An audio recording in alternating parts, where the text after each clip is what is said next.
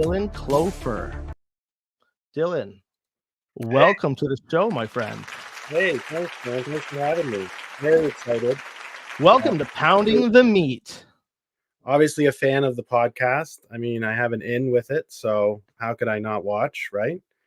And you've been watching our show for quite some time, Dylan, and we thank you for being a fan of the show, and it's great to have you on Pounding the Meat. Usually we're live on Thursdays, but tonight it's a special night. We're live on Wednesdays at 10 o'clock, but so happy to have you, bro. Thanks, man. And happy that you're part of the project as well. You should toot your own horn. I don't want to toot my own horn for a few reasons, but we're going to get into your project in just a moment. But one of the things, you and I have been good friends for a long time. We've been friends. We're probably pushing 20 years now. Yeah. One of the weird. Dude, it's been a long time. I think one of the constants over all these years has been wrestling. That's really what brought us together from day one.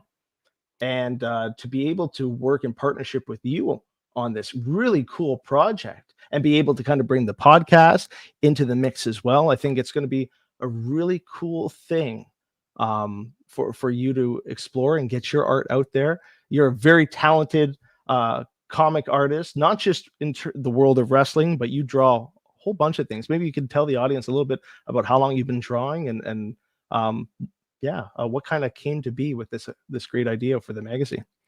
I've been drawing my whole life.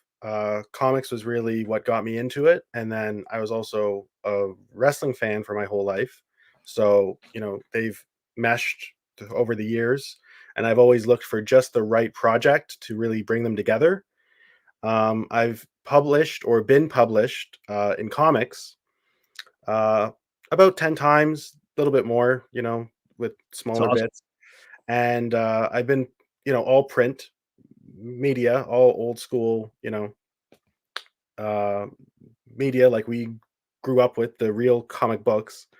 And I was thinking I'd love to do a zine, but not just, the standard piece of paper folded in half, black and white. Like I wanted to do it deluxe. I wanted to do it something special. Ooh, deluxe. Yeah. What does deluxe entail, bro?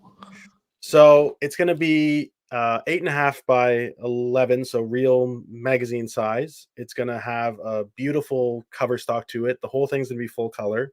Speaking of which, I'm gonna flip that right up. Keep talking, buddy. Yeah, that's the cover by the very talented Rena. Awesome, man. And you'll be able to find her information, your information, everyone who's contributed on the inside. And it's going to have a special paper stock to make it feel like a maybe 50-year-old magazine in it, but brand new. Man, you're going all out. You really love that print media, and you really want to play into the nostalgia factor. Make it feel like it's from the past. I think that's a perfect segue for our guest tonight, to be honest, because absolutely he knows how to bring that perfect mix of modern and retro together, and that's what I'm trying to do with our project. Dude, I can't wait to see how this unfolds. You gave us a little snippet about what we're going to expect with the Old-Timey Wrestling Zine, and be sure to pass on those updates to me. I'll get it out there out on our show and in our Facebook communities, so more people, a lot have already shown some interest in it, so I can't wait to see what the next steps are. And it's it is a great segue to have Adam Alson come onto Pounding the Meat podcast and share a little bit about his journey in and fandom with wrestling and how he's come to be who he is today. So let's bring Adam onto the show. Welcome, Adam. How are you? Hey, guys. Thanks for having me. Let me tell you, what a pleasure it is to be on Pounding the Meat podcast. This is the best name you can come up with, Pounding the Meat. we let's just say, so I joined the podcast a little bit later, but I had the same reaction when I first joined, and I quickly learned that all of us here love to pound the meat. Well, sure. I don't know if we have to name our podcast that, but okay. Big sweaty men pounding meat. That's exactly it. That's what we love to tune in every Monday and Friday and every other day of the week. Just love to pound that meat. I will say when Dylan, so full transparency, Dylan is the one who kind of connected us all. He left the name of the podcast out. Was that on purpose, Dylan? I thought I'd surprise you with it. Oh man, Dylan, I'm glad you didn't say anything. It was definitely a surprise, but I love it. It's great. Oh, Good we're stuff. happy to have you. I'm going to bring my co-host on, Joe Vitanza. He's a big fan of Big Shots. He's a big UFC wrestling buff as well, and I know he wants to be a part of this interview as well. So let's also bring on Joey V. Joey V, welcome. Thank you. Good to have you, buddy. Let's jump into it, Adam, if you don't mind. Let's start. I have two more special guests here beside me. Do you? I have two more special guests. I have my childhood Macho Man. Oh wow, Macho King. Macho King. Is that yours from when you were a kid? I got him when I was like about 1.5 years, 2 years old. Wow. So, yeah, he looks like he's in pretty good condition. I cleaned him today, and I got my girlfriend to help, which she didn't really want to, but I pushed her into it. And I also have the current champ. Hey, that was already. There he is. Fourth. So Mr. Cody Rhodes, the American Nightmare. He is. Modern retro combination to start us off. That's awesome. And let me put those to the side so you can actually see me. And let's jump in. Dylan, by all means, first question is, how did some of the licenses you have come up, and any interesting stories that come to mind on how it all came together? So I guess we have to kind of start backwards, because my background is really in sports branding and marketing. I have my own marketing agency. It's called Double Down Digital. You guys can check it out if you want.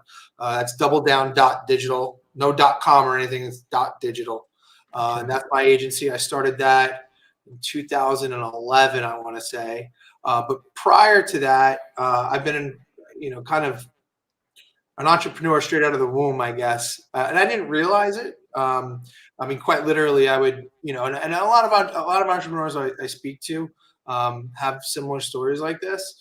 Like as a kid, I was always like kind of coming up with like cool like ideas I could do in my neighborhood. Like I would create carnival games literally in front of my parents' house. And I would have like a squirt gun and be like, all right, you got to hit the target, draw a stupid target. I'd be like, all right, you got to hit. People be like, oh, I hit the target. I'm like, no, that's a drop, Like, and I would give my personal plush to people as prizes. I'd set it up. I don't know. I didn't know what the hell I was doing. I just knew that this was something I wanted to do. I wanted to create experiences or foster gatherings, or I didn't know exactly what it was that I wanted to do. And I'm talking, I was a little kid. I was probably 6 or 7 years old when I was doing this. Man. And then fast forward to like junior high, I would go to like my local Costco. You guys are in Canada, right? So do they have Costco in Canada? We forgot Costco.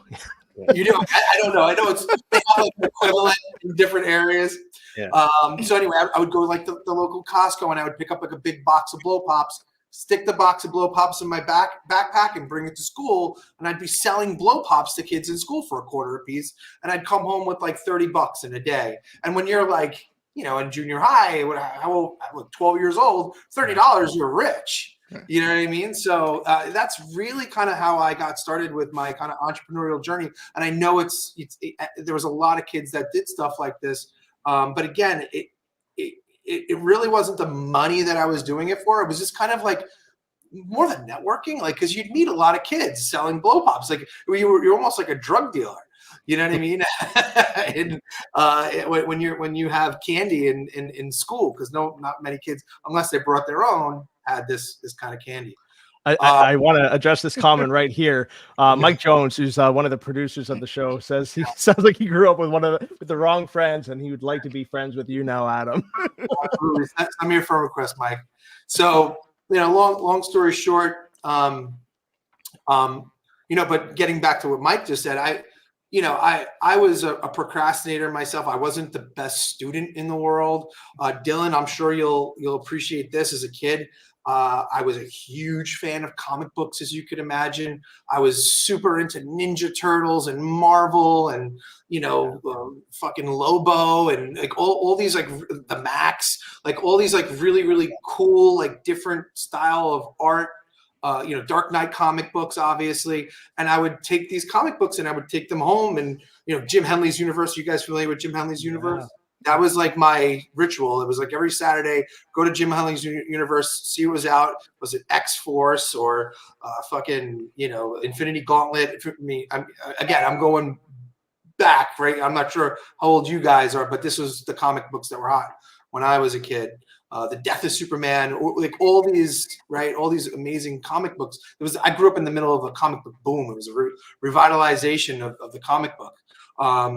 And the Ninja Turtles, like I said, were red hot. So, and I was just a huge fan of the artwork.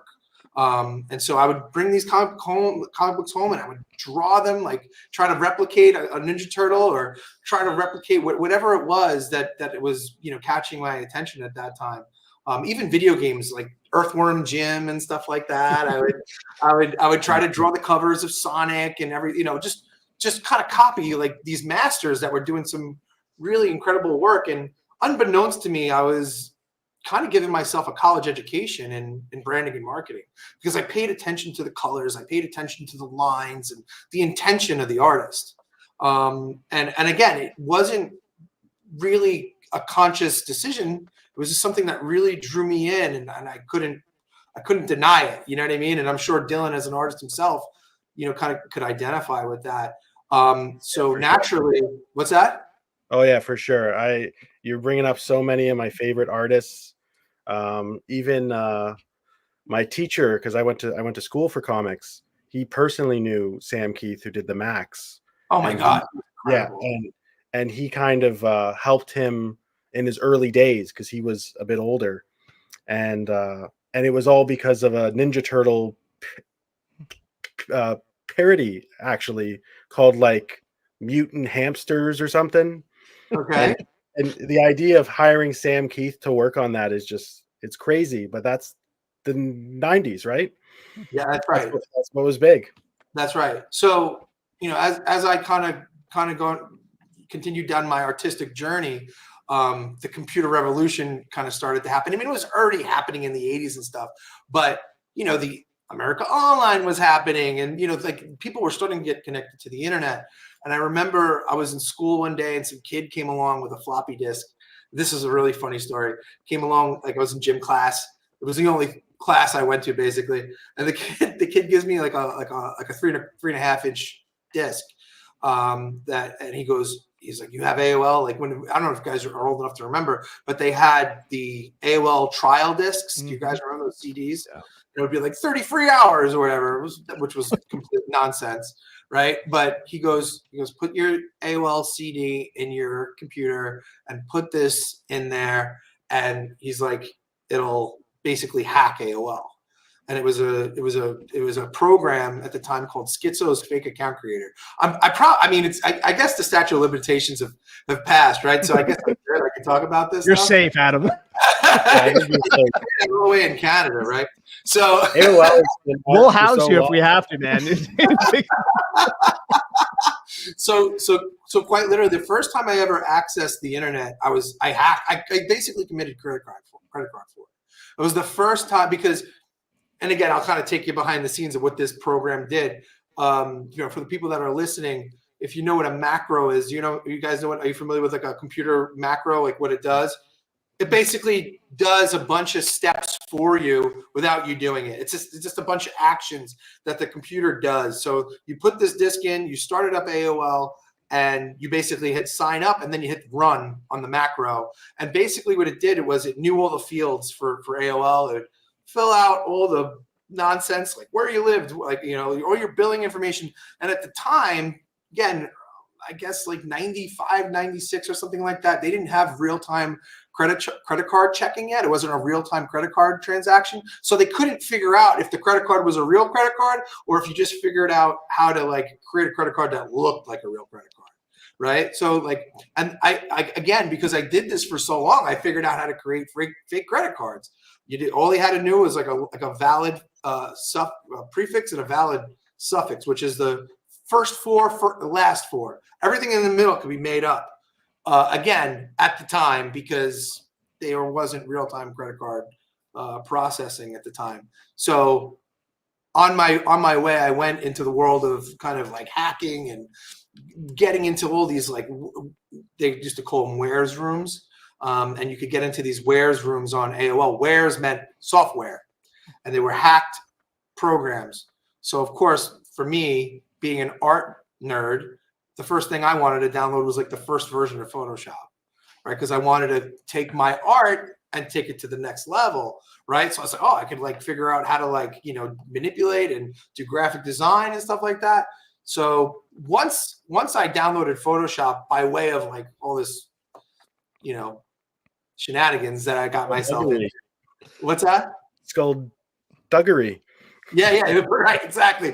Thug life chose me, right? Yeah. So quite literally, I downloaded Photoshop and it sucked me in like the mothership herself. I mean, I was literally glued to my computer, just teaching myself Photoshop, like basically like creating like just like really cool like illustrations of like montages. I mean, and if I look back at it now, I'd be like, wow, this was really corny.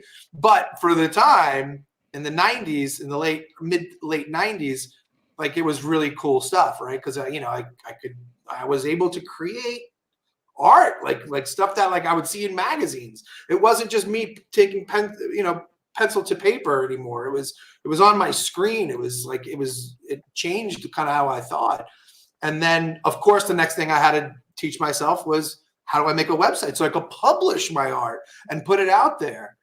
So I again went to the wares rooms and downloaded a program called Front Page and taught myself HTML through Front Page, which was like kind of a wiki, a WYSIWYG HTML editor. And I started teaching myself how to make websites at the age of like, I guess 16 or something like that.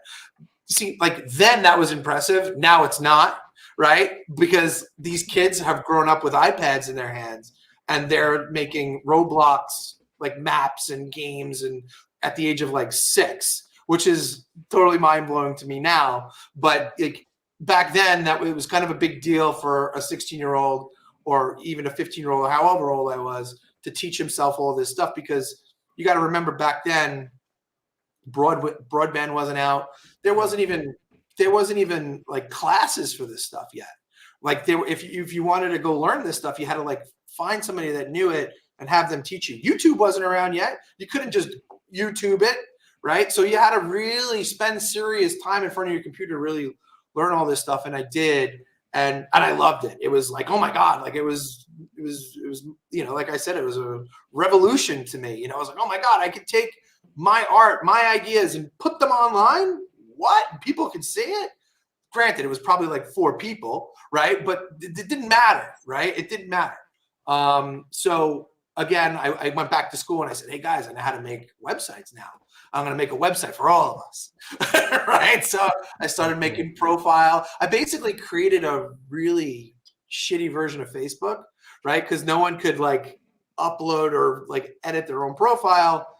The idea was like, I made the profile for you and I put like MIDI music in the background. It was super corny. It was like almost like my first MySpace page, if you will, right? And so that's really how I got started. And because I was so obsessed with just creating online, like creating content online, my grades and my schooling suffered because of it, of course, right? Because I was just, the only thing I wanted to do was just be on my computer.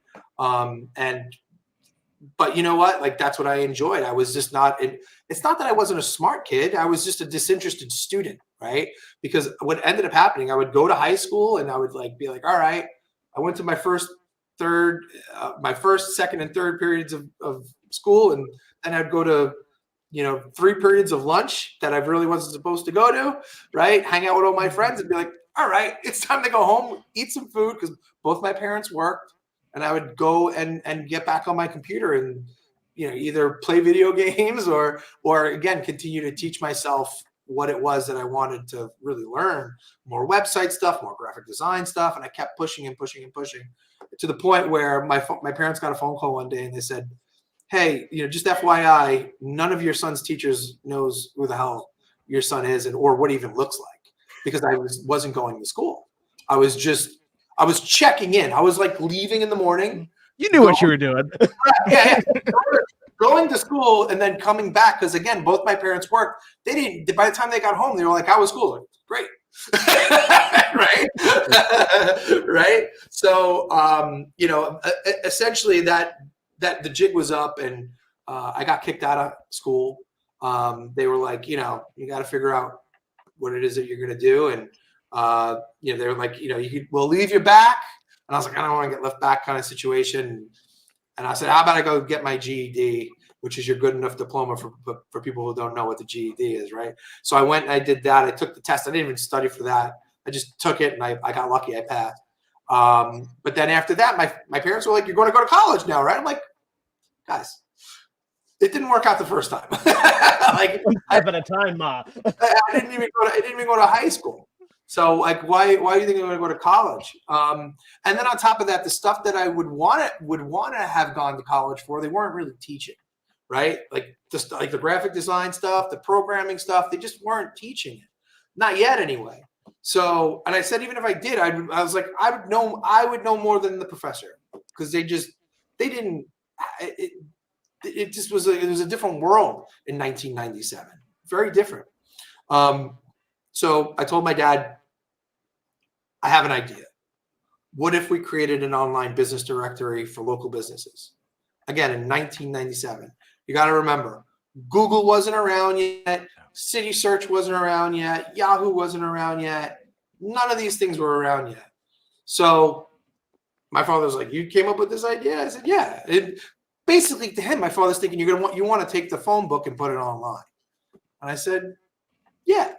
Pretty much, but we'll make it like a fun graphical interface, and so my journey began with that, and we started going door to door, literally, because again, email wasn't really a thing yet. People weren't online like that yet. I mean, the crazy thing is, how about this? My father and I would literally go from store to store, knocking on doors with a laptop, and we would demo like what the website would look like. Here's what we're selling, basically, and the funniest rejection that we would get would be, my customers aren't online. Just think about that. Yeah. What a time capsule. That response is, oh, my customers aren't online. Could you imagine?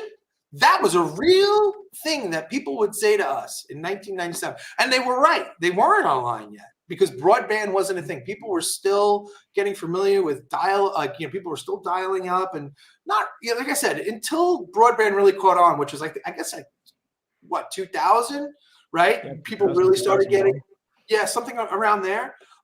So we were really early in the game. But with that being said, even in the early days with people not being online yet, within our first year, we sold 100 small businesses on Staten Island, which is where I grew up.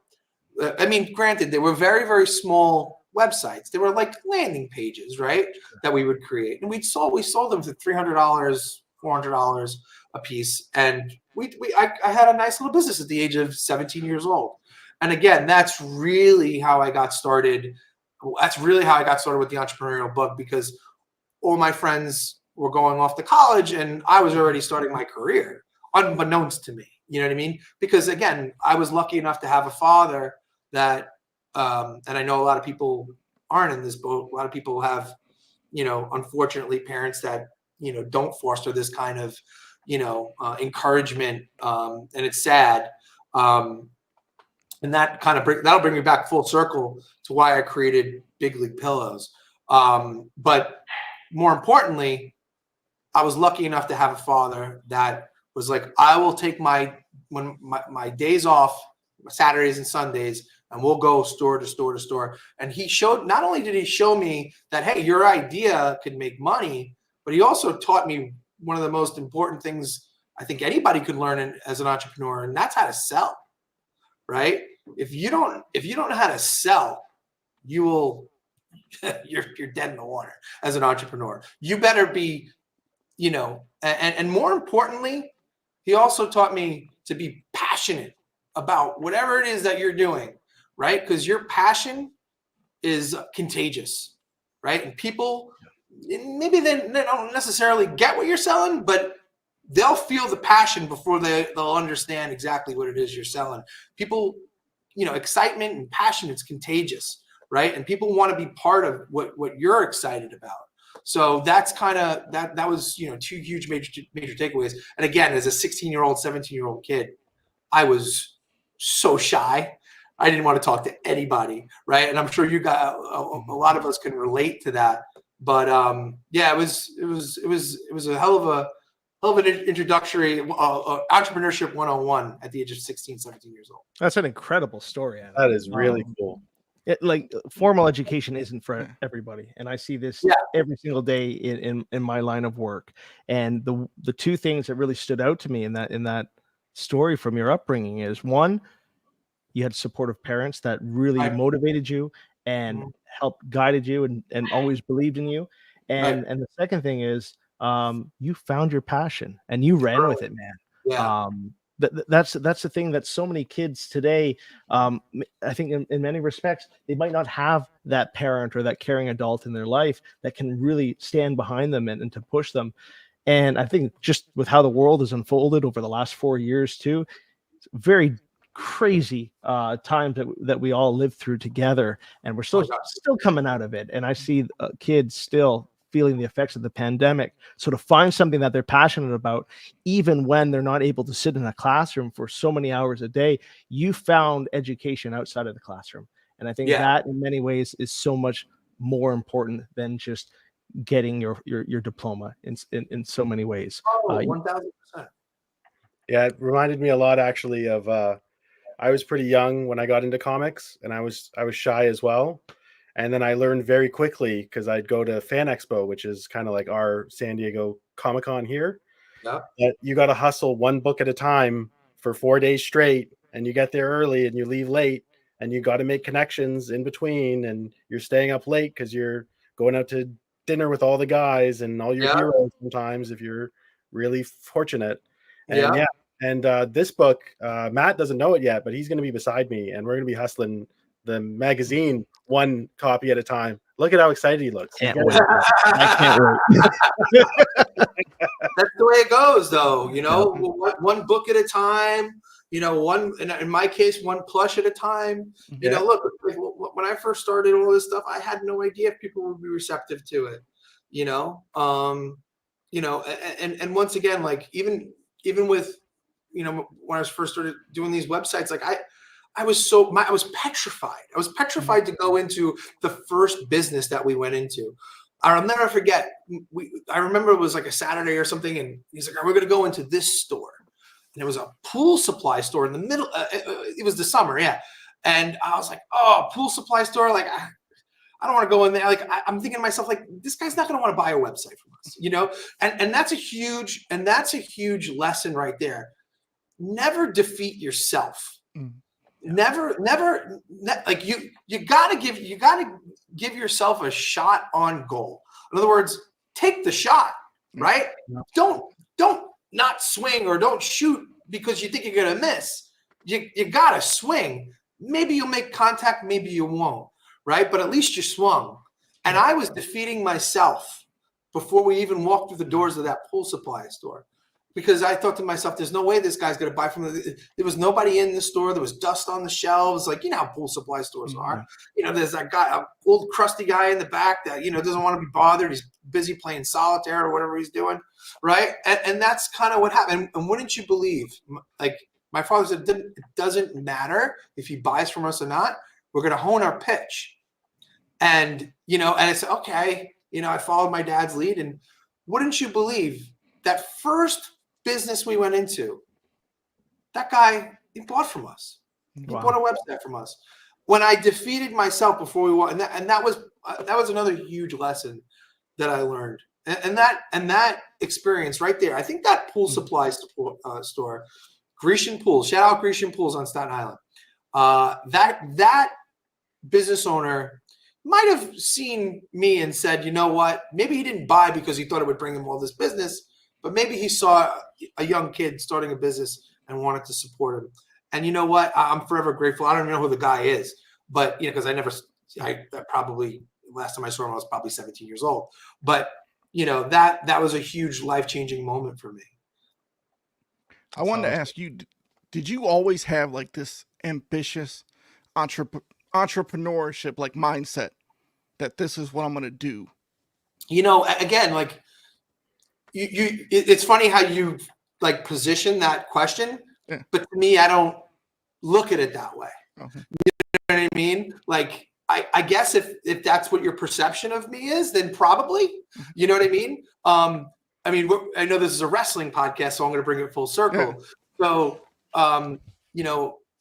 again, I grew up a tremendous Hulkamaniac, and I'm sure all of us could kind of identify with that. Like, I was a huge, huge wrestling fan. A golden era, right? I'm probably a little older than you guys, so I grew up with JYD, Hulk Hogan, Hillbilly Jim, Jake the Snake, $1 Million Man, like Virgil. Like, I was a weird pull, but you know what I mean. Like all those guys, right? Like Coco Beware, like George Animal Steel, like that era of wrestling that was just larger than life. Where people were like, is it real? Is it fake? Like, people really didn't know yet. Like, I guess people knew, but like to the kids, it was like Santa Claus. No, it's real. Like, you know what I mean? And so again, like that whole universe is another thing that was such a huge influence on me, right? Look, I know in hindsight, it's now, 2024, almost 2025. And, the Mr. McMahon documentary came out. Okay. Right. We all, I'm sure all four of us on this call were you guys, was anybody surprised? Like no one, one bit. I'm pretty sure Vince was kind of telling us the kind of guy that he was. So like, through the programming, especially through the Attitude Era, he was putting it on screen. 100%. So I don't think any of us were surprised. Look, do I condemn the things that he's done? Of course, yes. Yes, he shouldn't have done a lot of these things. But if we're talking about his career as a creative, he's inspired millions and millions of fans, including myself, right? You want to talk about a master in marketing and branding? Oh my God. If you think about it, this man figured out how to create brand identity, quite literally, brand identity for each wrestler that came into his universe, and he was going to market, and that's what he did, right? The guy was the Stan Lee of wrestling. He created all these characters, right? Granted, there were some guys that came to him like Macho Man and a few other guys that kind of came to him already kind of in their final form. But for the most part, 90% of the guys that came to him, he either rebranded or he came up with a new concept for them. And that was another professor of mine. No doubt about it. I studied everything. And even when they would cut promos, how they cut promos, why they cut promos, everything about that was brand messaging. You don't, again, if you look back at it and you say, why did this guy make this decision? Or the storytelling is the same thing we do with brands. It's the same thing we do with brands. Every guy had his own brand. $1 Million Man, Ted DiBiase. I watched him do a podcast. And what he said was, kayfabe, right? Like what he said was, hey, like even when I was out, Vince told me hand out a couple $100 bills here and there, right? Just to kind of keep up that perception. Yeah. And he said, don't worry, I'll pay you back, right? So every so often he would go out in public and people would recognize him and he would give people $100 bills. So he said he would always keep $100 bills in his pocket. It was on brand. I'm sure Vince was happy that he was the only guy who had that kind of brand perception. Imagine all the guys handing out $100 bills. That WWF wouldn't have lasted very long. But it was brilliant in every sense of the word, what the man did and built, right? Again, the person flawed for sure. But what he did from a brand marketing perspective, masterclass. 100%. Masterful. I have to say, even the color schemes of us that we saw growing up, you saw pink and black, you thought Bret Hart, red and yellow, you thought Hulk Hogan, green and black, you thought DX. Like, he kept it going.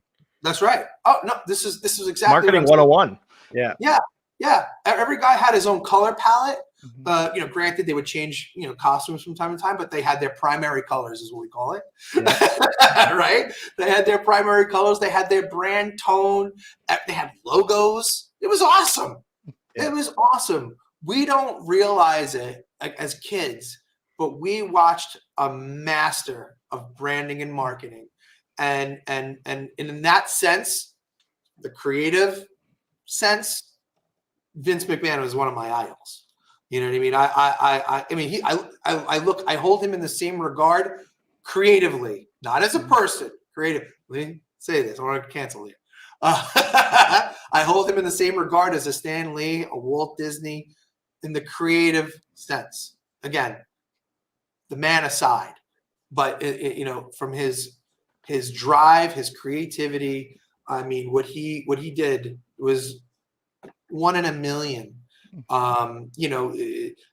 He made wrestling what it is today. If it wasn't for him, I don't know that we'd have wrestling in this form, right? That he decided to kind of go national with it and so on and so forth.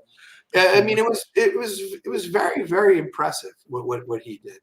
But I digress. Running with the whole marketing. Sorry, Joe, go ahead. No, I was going to say he took a shot. Like, he went national. He wanted expansion, global expansion. He wanted to be the top dog, and he took that chance. And, you were talking about the quote earlier about failure and all that. Like, I like to use a quote from Paul Heyman, fellow, New Yorker of yours. He says, "You cannot achieve success without the risk of failure." For sure. And I believe that, like McMahon. I'll give you another one. I don't know if anyone's ever said this before. Maybe somebody has. I don't know. But what I like to say is failure is the stepping stones to success. You have to fail. Yep. Once you hit rock bottom, the only way to go is up. From like the rock bottom? Well, that too, pun intended. But running with the whole marketing, and I have to go back. I mentioned this in the very beginning of the intro. I have to go back to that 1990 commercial. That 1990 commercial for the Wrestling Buddies.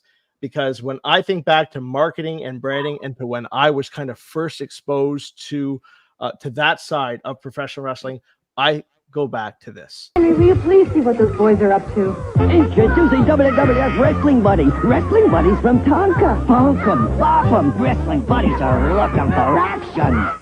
Hey, fellas, what's going on? Nothing, Dad. Rocket!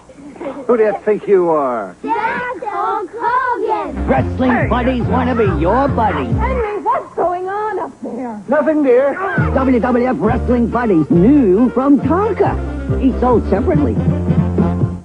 If that doesn't make you want a wrestling buddy and want to drop the elbow down and hit a DDT or like, man, the memories that commercial takes me back to, and the experiences with my friends and beating up those wrestling buddies, for me, that's where it started. I was envious of those kids with the wrestling ropes. I'm like, how did they get that? Yeah, how did they get a wrestling bed? 4 and a 5-year-old, like, what's going on? I'm still envious. I'm ready to put on my queen size. I'm not sure if you guys know who Stephanie Iskander is. Have you guys heard that name before? She's the artist, of the buddies. She's the original artist of the Wrestling Buddies. I've been lucky enough to work with her on another project, and she's obviously brilliant. I mean, she put together the original Wrestling Buddies. And so this is a really funny story she told me, and I'll share it here. Credit Stephanie Iskander. This is straight from her mouth. The original Wrestling Buddies weren't licensed. They were just going to be called Wrestling Buddies. They weren't WWF Wrestling Buddies. They were just Wrestling Buddies, and they were just bruisers. just weird looking dudes or whatever. And they made a deal with WWF last minute. Basically, they made it kind of happen, and it was happening right before, I think she said, the New York City Toy Fair, right? And so quite literally, they had blank wrestling buddies made up, and they drew on the actual dolls themselves with like fabric paint markers. Wow. And had to color all of them in by hand, right? To have samples. And so the samples you see in that commercial are the samples that they used for Toy Fair. So those are not production toys that you're looking at. Those are actually hand drawn. And if you go back and you look, and if you're familiar with your original wrestling buddy, you'll say, oh yeah, the color is a little different. And the art does look a little like slightly different. But the concept is there. It's good enough. It's good enough. And I always found that to be very interesting, that the version of the wrestling buddies that you see in those commercials are actually hand drawn. I think that's amazing. That is amazing. I would love to know who has those original prototypes. Right. They got to be out there somewhere. Or you know what? Sometimes time has a funny way of just destroying things. You're gonna find one on eBay in like a week for like $50,000. No way. I'm sure. You know what? If it was out there, I'm sure we would have heard about it somewhere. I know there are. Matt Cardona or someone would be on it, 100%. Yes, Matt. I know Matt has or had the artwork of the Boss Man. Somebody has the artwork of the Boss Man somewhere. I don't know if it's Matt or not, but somebody has like prototype drawings that they would use to like transfer the artwork. But yeah, no. I mean, listen. The funny thing about these, buddies. Obviously I had one. And if I didn't have one, I don't know that I'd be sitting here on this podcast today. It was my favorite toy of all time to get to beat the crap out of Hulk Hogan. I had Hulk Hogan, of course. I had everything Hulk Hogan. I had the Hulkamania workout set. I had the LJNs. Like you name it. I had it. I would wake my parents up every morning with the Hulkamania workout set. Workout set cassette tape that you had, and it was hysterical. Blaring. I had a little boom box, and I would wake up every morning with I don't know if you guys remember. The workout set was probably the funniest thing ever, because as a kid, as we destroy shit, right? And I had to figure out what was inside of these weights. These little weights. Do you remember the weights that you know what I'm talking about? Yep. There were these blue weights. And you know what it was? Mania, didn't they? No, they were just these blue like weights. Like dumbbells, little dumbbells. Dumbbells. They were the blue dumbbells, and they were blue plastic, but they were heavy. Mm-hmm. So as a kid, I had to cut it open. And so I did. I cut it open. And you know what was inside of it? What's that? Concrete. Wow. Could you imagine? They sold us concrete. That's what they did. That thing fell on you. Yeah. Could you imagine? They Drop sold it on your toe. They quite literally sold cinder blocks wrapped in blue plastic to kids. And we ate it up. Oh, the makers of lawn darts. Crazy. But, listen, different times. But anyway, getting back to the buddies, my Hulk Hogan thing, my Hulk Hogan wrestling buddy was my favorite thing ever. I want to rewind a little bit. Again, and I'll make this as short as possible. Is this like a Joe Rogan podcast, or is this like you guys have a time limit? No, we can keep this as long as we want. I think we've already lost a lot of people, I'm sure. So kind of like giving you a quick transition on kind of how I got to where I am today. I did my entrepreneurial thing at the age of 17. I ended up going to take. I was not a typical sports fan. My brother and my father were really the sports fans, so I was like a sports fan, like by way of my dad and my brother. They liked basketball and football and baseball, and and being around it, you kind of get swept up in it. Of course, being from New York. Yankee fan, Knick fan. I'll accept your condolences now. Thank you very much. I won't hold it against you. But we're Leafs fans, so we're hurting all the time. Cleveland fan over here, so all right. the Guardians got a good team. So I ended up taking a job over at the Nets. I got an offer to work with the New Jersey Nets while they were still in New Jersey. And you guys will appreciate this. I got to meet Vince Carter while I was there, which was so freaking cool, and became friendly with him and ended up turning him into a personal client of mine, which was a total trip, right? But while I was at the Nets, I, kind of helped them kind of rebrand their website and, all this other great stuff. I was there for about 3 seasons, and I made some incredible connections while I was there. And to any entrepreneurs or to any, anybody that's kind of like in the system and they're working at another company, don't ever look at working at a job and you feel like you're on the right trajectory as a dead end, because it's not. Because what ends up happening is the places that you work, you forge some really cool relationships with a lot of the people that work at that particular place that you're working at. In my case, it was the Nets.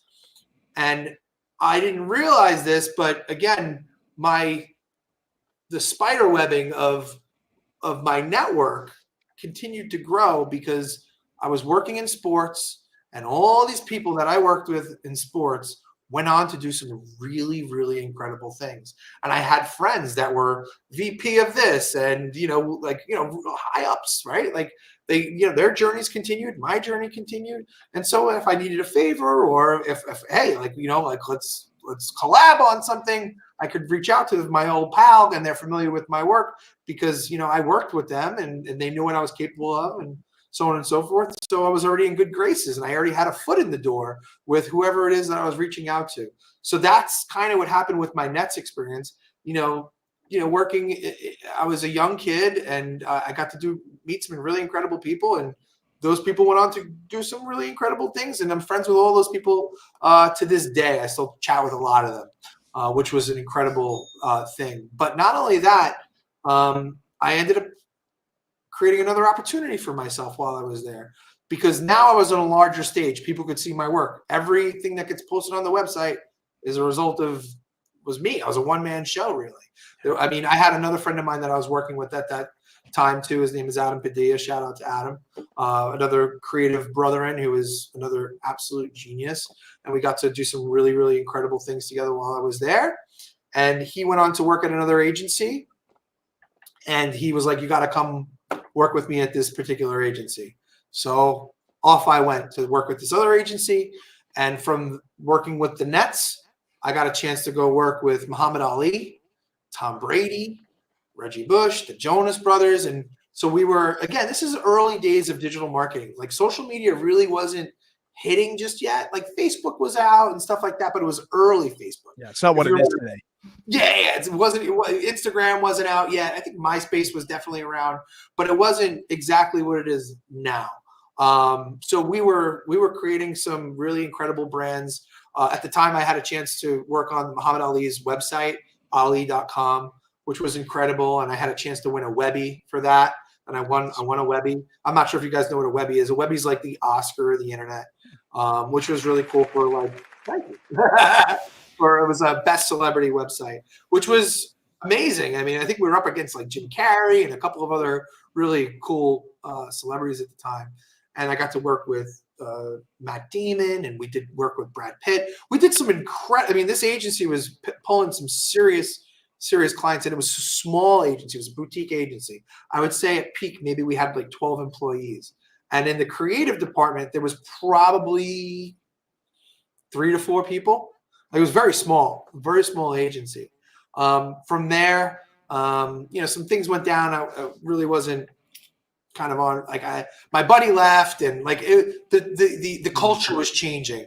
So the writing was on the wall. I had to leave, and I ended up leaving. I didn't know what I wanted to do at that particular time. I was like, do I go work at another agency? Right? Because that was easy. I just put my resume out, and I'm sure I got another job at an agency, but the old entrepreneurial bug struck again. and so I was like, you know what? Let me just put my feelers out there to my network. Again, this is where the network comes into play. 100%. I was going to say, it comes all back to the networking, man. Yeah, all the people that you've touched, and not in an inappropriate kind of way, but like in a good, consensual yeah, networking in a way. that's exactly right. All the people that you've worked with, all the people that you've, built some brand equity, personal brand equity with, right? Who understand what you're capable of. I just said, hey, listen, I'm on the market. If anybody wants to work with me, reach out. Basically, like glorified freelance, right? I didn't even have a company name yet. And one of my guys that I was working with was like, hey, I actually have a big project. He's like, you think you could work with me on it and like give me some serious time? And I was kind of like, fuck yes. Like, you know what I mean? I'm like, this is what I need it now. I was out of a job, right? And I was living in Manhattan at the time. Manhattan rent ain't cheap, So I said, yeah, I'll definitely do it, right? So, he's like, all right, I'll get you a check tomorrow, basically. So that way, I'm locked up. So I'm like, great. Who's like, who do I write the check out to? Right. So, I mean, I didn't want to write it out to me for tax purposes. Right. So I'm like, I got to come up with a company name. I didn't even have a company name yet. So whatever, I came up with like a bullshit company name that I was like, I'll change it later. Right. And it took me years to change it, but I eventually did change it. That's another thing, by the way. If anybody's listening to this and you want to start a company, there's a lot of things that people can get hung up on, and the name of the company is one of those things. Don't get caught up in that. Like just pick something and move on to the next thing, right? It doesn't matter what the name of the company is. Just perfect example. We come full circle. Right? Beating the meat. Perfect. Like, let's go. Like, just get going. Because if it has success and you're doing the right thing, you can always change the name later. Just don't get caught up in the minutia of a lot of these small decisions. And I know we all go, oh, what do you mean? The name of the company is a huge decision. It's not. It's only a big decision the second you're actually making some real money and you need to change it. Then okay, like, and I always look at it like, all right, like that's just another reason to reach out to people. Hey, Matt, I changed the name of my company, right? Like it's now this. Oh, now Matt and Joe and Dylan have all heard from me again, and they know I've changed the name of my company and I'm doing bigger things now. So it's just another reason to reach out to people. So that's what I did, and fast forward. Oh my God, I think I'm in my 12th year of Double Down Digital, and we have some really incredible clients. We work with Dwayne Johnson, $7 Productions, Cedric the Entertainer. A bunch of athletes and celebrities. Vince Carter, obviously, still one of my clients, and so we've done some really, really incredible work. And so I'm getting into the pillows. So what ended up happening was I had a cookie client. We were making cookies, and they call it CPG, consumer product goods, and they wanted me to fly out to Chicago for a photo shoot. So I said, okay, I had never been to Chicago before at that time in my life. And so I said, okay, I'll go out to Chicago. And while I was in Chicago, I was doing, Instagram was around now. So I'm like, oh, I'm in Chicago. Look, The Bean. Look, deep dish pizza. Like I'm like posting on my Instagram stories or whatever. And I had a guy reach out to me and he was like, I see you're in Chicago. He's like, my pillow factory is in Chicago. You should come see my pillow factory.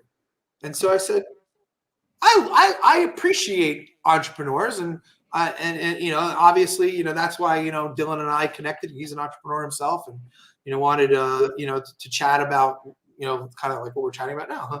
And so quite literally, it was the same kind of courtesy. He was like, come check out my pillow factory. I said, okay, I'll come check out. If anybody's doing something cool, like I'm into it, like something that I think is cool. Right. So obviously Dylan's doing something cool. He's putting out his magazine. I appreciate the hustle. Right. So anything I could do to help out fellow entrepreneurs where I can, when I can, I do. And so that's kind of like what I did with this guy that was making his pillows in Chicago. Unbeknownst to me, I didn't know he was an hour away from where I was. If I had known that, I'd been like, maybe not. But yeah, after an hour Uber ride, I was, I was pot committed at that point. So I took the time. I was impressed by kind of what the guy had put together, and he was making dog and cat pillows. Like, so I'm not sure if you've seen these guys that you send them a picture of your cat, or you send a picture of your dog or your parakeet or your car, whatever it is, whatever you want a pillow of, he'll make it, right? Which is cool, like, right? But I looked at it from a brander, like from a brand marketing standpoint, like, and I go, this is cool, and it's a service business, right? It's no different than grooming somebody. I don't know. It's a service. It's the only way I could kind of explain it. Like somebody who comes in and cleans your couch, or somebody who does something for you. They cut your hair or whatever. And granted, you could still brand yourself, but you're not creating brand IP. Does that make sense? That does make, yeah. 100%. You're not. He wasn't creating a product that you could eventually say, "Hey, I'm going to sell this thing," or eventually that you create equity in your business, right? So I was like, this is cool and all, but I just feel like you're not. I feel like you're not creating equity in your brand, really. Maybe equity in yourself because people know you as a guy who creates custom pillow guy. Yeah, right, exactly. But I go, anybody could do that kind of thing. You know what I mean?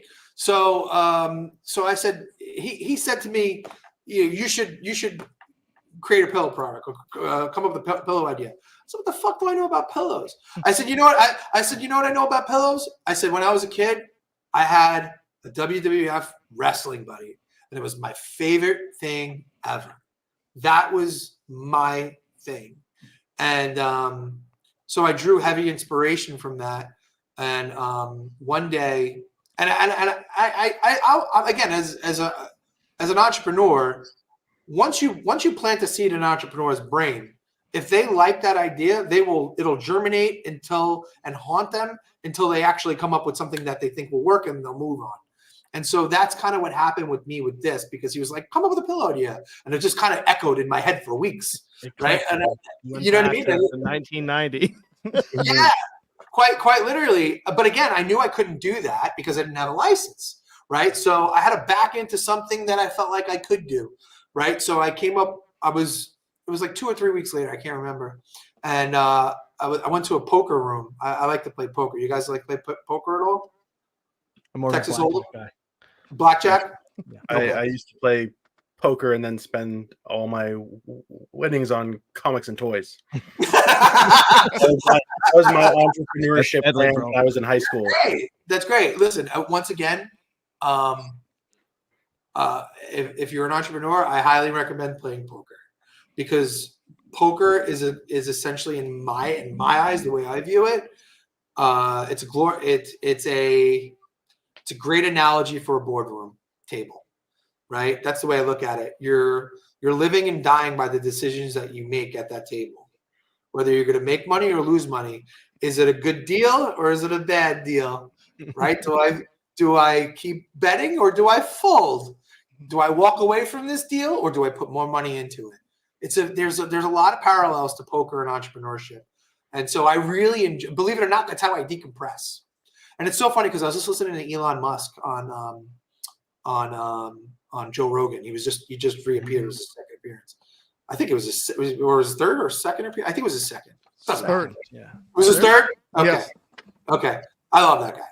So Elon said how he decompresses is he plays video games.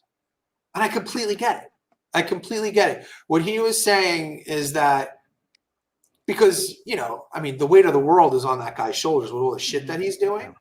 And so what happens is when he's playing video games is nothing else matters. His focus is 1000% on that video game. And that's how he relaxes. And I get that because I'm the same way when I play poker. Yeah. I can't, with all the shit that I have going on with my marketing agency, now with Big Shots and Big League Pillows. Dude, I can't imagine. You have no time. Yeah, exactly. There's a lot that goes on. So when I'm sitting at the poker table, nothing else matters. Yeah. Like, I'm not thinking about the deal that I got to do tomorrow, or the person that I have to reach out to, or the fucking thing that went sideways on Sunday. You know what I mean? Like, I'm not thinking about that. I'm just thinking about the 2 cards that are in front of me, the 2 cards that I'm holding in the flop, right? And then the people that are in the game. So I really enjoy that, and that's how I decompress. So I'm at this poker table, and at this particular time, I was getting shit cards all night, right? As the poker players call them, rags, right? So I was getting rags all night. And so I had some time to think. So this fucking idea popped in my head again, like these goddamn pillows. And it became kind of like, you ever see the show Iron Chef? Yes. Yeah. It became kind of like an Iron Chef challenge, where they drop off like ingredients and they go, all right, now make a souffle, right? Right. And so I kind of looked at it like that, and it became like kind of fun, right? I was like, all right, like if I had a pillow company, like what would it be? And obviously, like I said, the big inspiration was the original Buddies. Yeah. But again, and anybody who does this kind of stuff has to lean into where their experience lies, right? It has to be, what relationships could you potentially lean on to help you along your journey when you're going to create this? So, of course, I had a huge background in sports. So I go, all right, it's got to be a sports product, clearly, right? I have to start. So I had a starting point, which was good, right? And so I go, okay, it's got to be in sports. I go, all right, I'm clearly not going to have licensing, so it can't be licensed, right? So, all right, how do I make this work? Now, the good thing about this guy was he was making pillows on demand, right? You send him a cat pillow, a cat picture, a dog, and he'd make them one-off on demand, which is great. So I go, my ball pillow, no, that's been done. A helmet pillow, no, that's been done. I go, what about jerseys? I'm like, oh, that's kind of cool.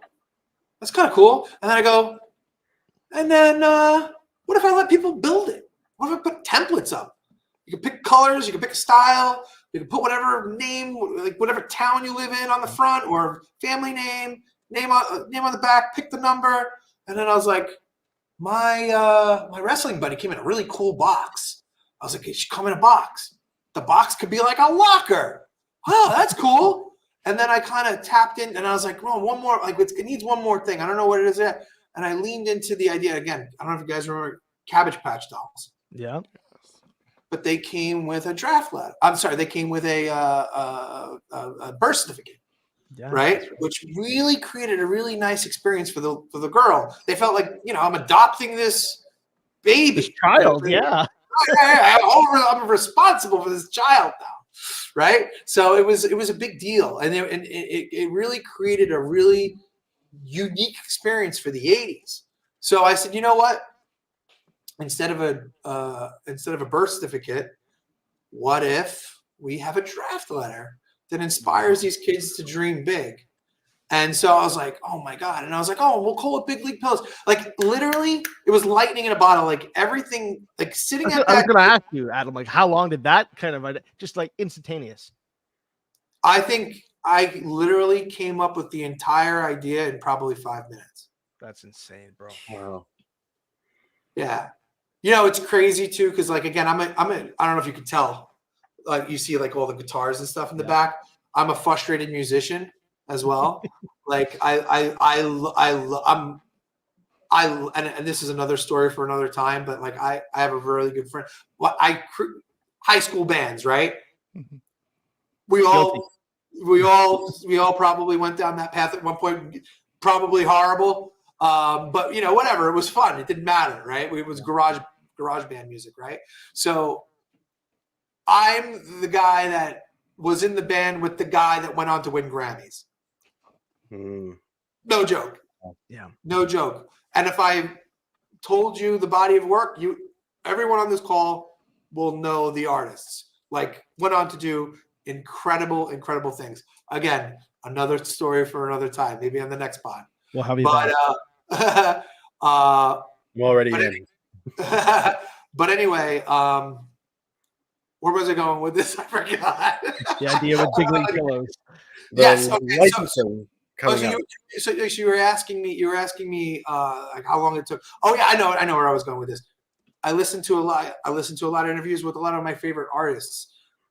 Chris Cornell is one of my favorites as well of all time. And we all know the song Black Hole Sun. Mm-hmm. He said he wrote that entire song in his brain in a car ride home. The whole thing. including the solo, the breakdown. He didn't even have a guitar in his hand. In his head, he heard everything. Pretty crazy.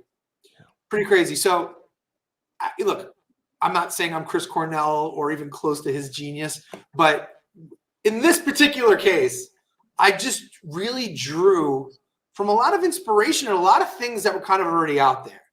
I was clearly inspired by a lot of the things that I had and I cherished as a kid. Now, we're going to come back full circle because remember we were talking about, a lot of kids that didn't grow up with parents that were encouraging. This, I felt, was my opportunity to kind of give back to kids that maybe don't have the most.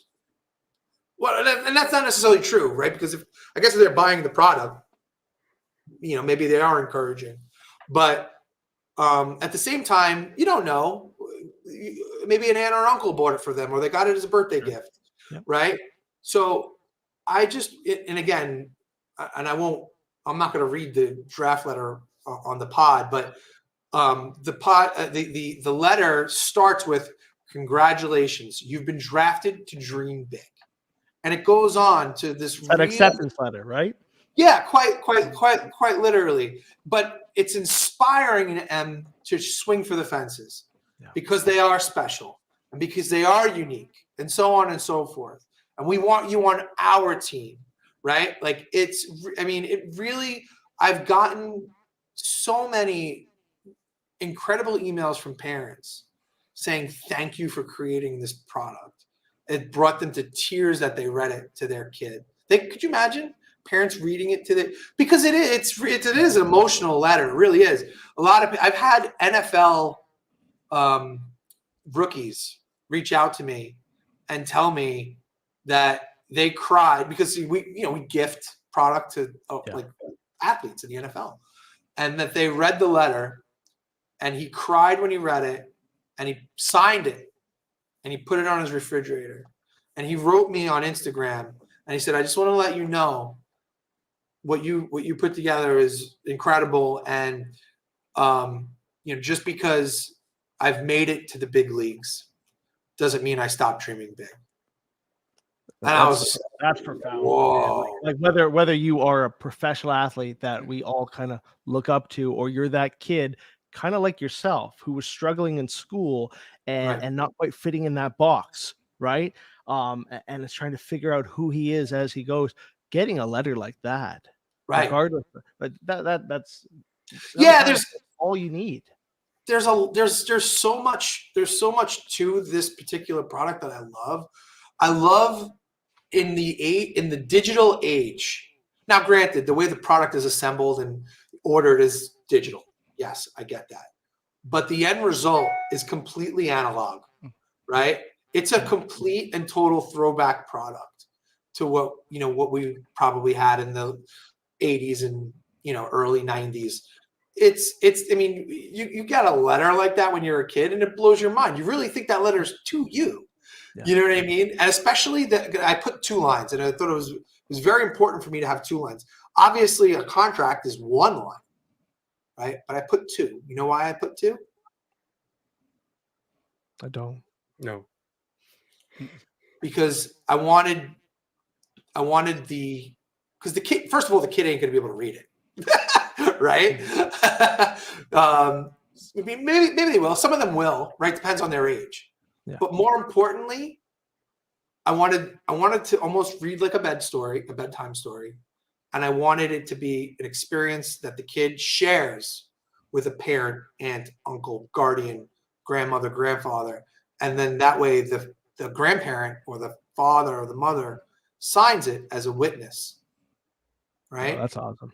So really now it's a bonding experience, and what I call an indelible memory that kid will always remember, because it's going to be more than likely, I would assume, the first contract that kid ever signed.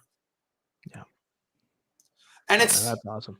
It's meaningful, and the kid will remember that. Hey, remember that letter you made me sign, or that contract you made me sign? And you know what? It's also a nice thing that, parents could have an opportunity to call back. Hey, remember you said you were going to be good and you're going to swing for the fences and you're going to do this, and you're going to do that. Yeah, you can use it as leverage. Yeah. 1000%. So I like to call it good parent in a box. That's awesome. You know, But you could look at it like giving the kid like inspiration, you know, like to do stuff. 1000%. Like I said, good parent in a box. Yeah. So, yeah, that was my opportunity to give back to kids. And, you know, we've gone on to sell tens of thousands of these things, which is really incredible. And this is the segue to kind of the meat and potatoes of how we kind of linked up. What ended up happening is, I guess, you know, years into the journey of Big League Pillows, UFC or somebody who was representing the UFC for a license reached out to us. And I'm a huge UFC fan. I'm day one. So is Joe. Joe is one of the biggest UFC fans that I know. Yeah, I mean, I am 1993 Colorado UFC 1, like sitting in front of my television. Joe has to show you something. I also had that VHS. Like I have that VHS classic released, and I watched it a few times. What is Joe doing? Oh, he's got a little something for you. He's a man. I know of he's mystery. getting. Did we lose Joe? No, he'll be back. Keep telling your story, Adam. Okay, I was just gonna show him this because. Oh my God! You have the Ultimate Fighter, Ultimate Fighting first poster. Yep. Is that like a legit fight poster from like from when they printed, or is it like a repro? I think it's a reprint. Like, yeah. I have like every UFC poster from every event I went to. That's a good one though. And then I wanted that one because like just inspired me. I might have to get one. Growing up, you know, like as a wrestling fan, right?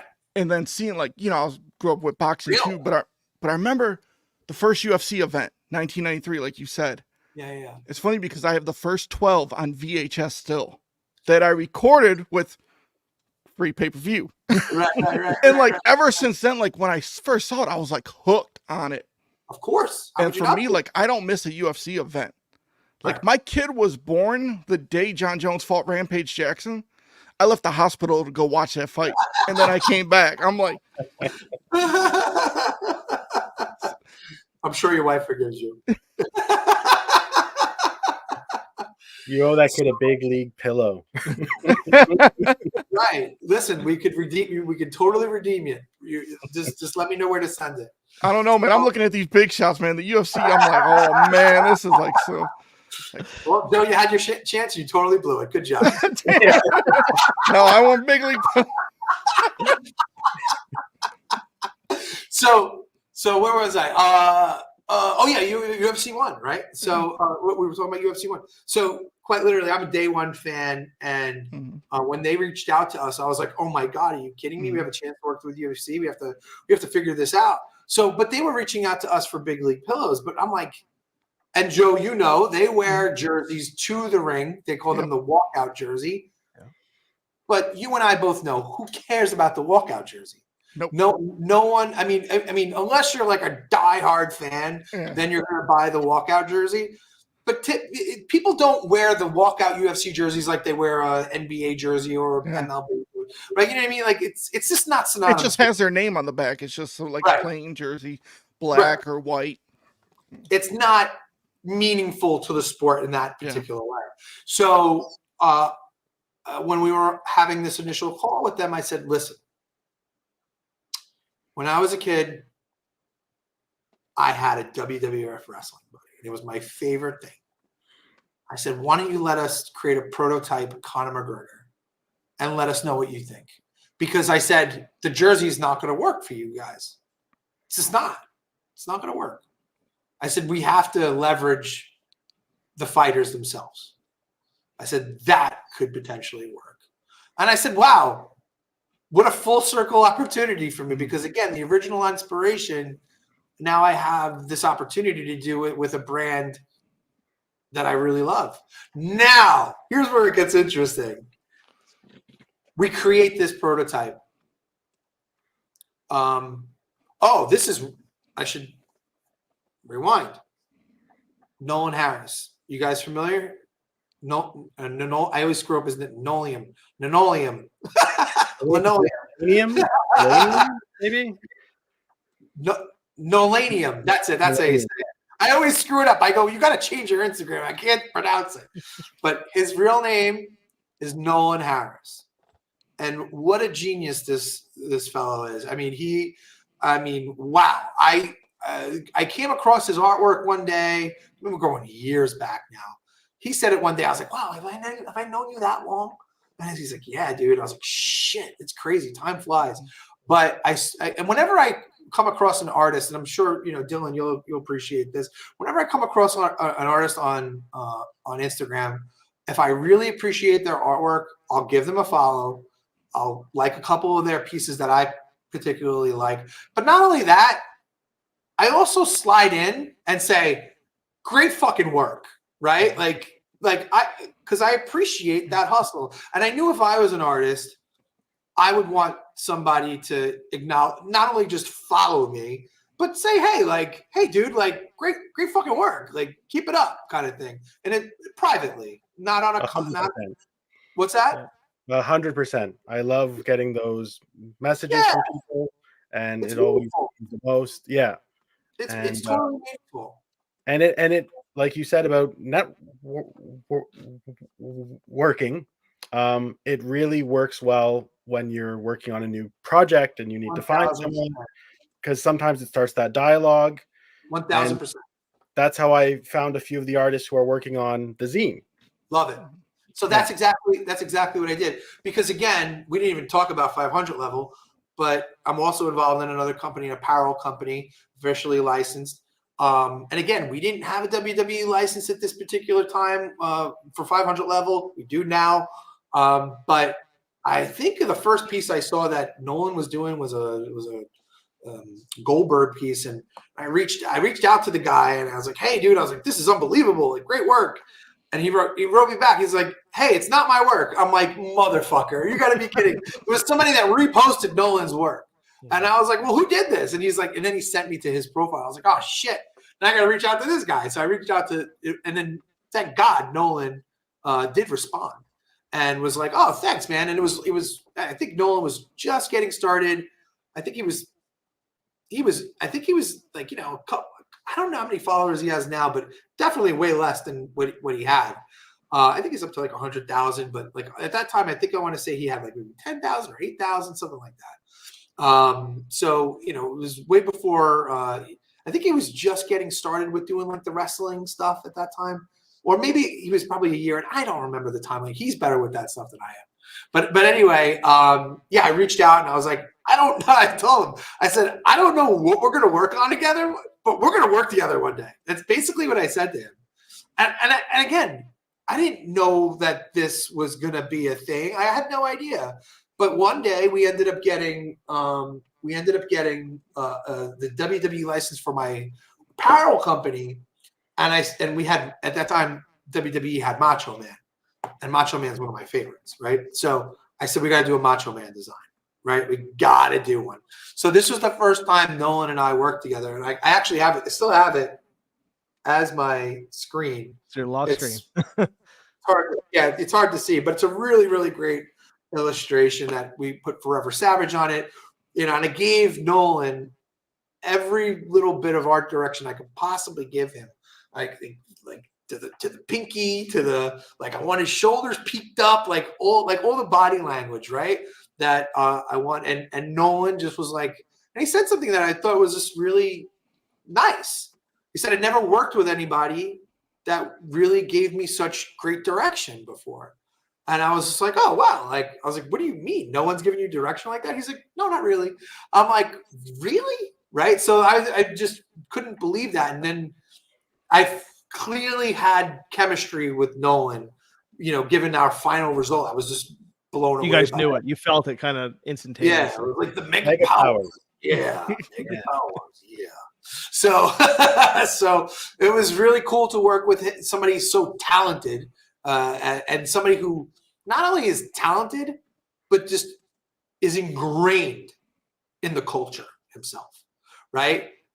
The dude lives it and breathes it, right? Like he loves it, right? And when you do something not only because like you're good at something, but you actually are really, really into it, you love it, man, does it shine through, right? Yes, Mike Jones is spitting facts.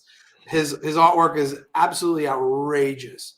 And for anybody who's listening, I highly encourage you to go follow him. So the thing about Nolan, though, is that he wasn't, past tense, wasn't a UFC fan at this particular time. Oh. Was he familiar with Conor McGregor? Sure. Who wasn't? So it's funny because, you know, we started working on this Conor McGregor prototype. We got it out in 2 weeks. We turned it around 2 weeks. Sent it off to the offices. They got back to us real fast. They said, everybody's fighting over it at the office.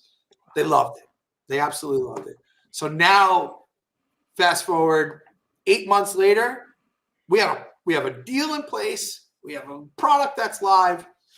And we're like, holy shit, this is incredible. And now not only do we have this thing that's like, you know, this nostalgic play that's back in our lives, but we're doing it with the UFC, which is totally freaking cool. But I'm going to take a step back because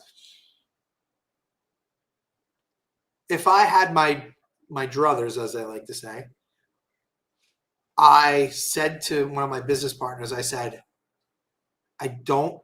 this is pre-TKO merger. I said, I don't want us to launch this product and then the WWE sees it and then they hate us and they won't want to work with us. So I said, we have to figure out how to reach out to somebody over at the WWE and see maybe if we could say, hey, just FYI, this is coming out and we'd love to work with you guys too. We don't want you to think, you know, whatever, right? And so we did. And we had a conversation, which I thought was a great conversation with the WWE. And they said, believe it or not, one of the women who we were speaking with, she's like, I bought one of your big league pillows for my kids. And we love it. It is a great product. I said, oh my God, what are the odds? And everything comes together. Everything comes together. It goes back to that networking. I couldn't know. It wasn't networking. It was just, but it's happenstance. It just, she's, because I didn't place, know. right time.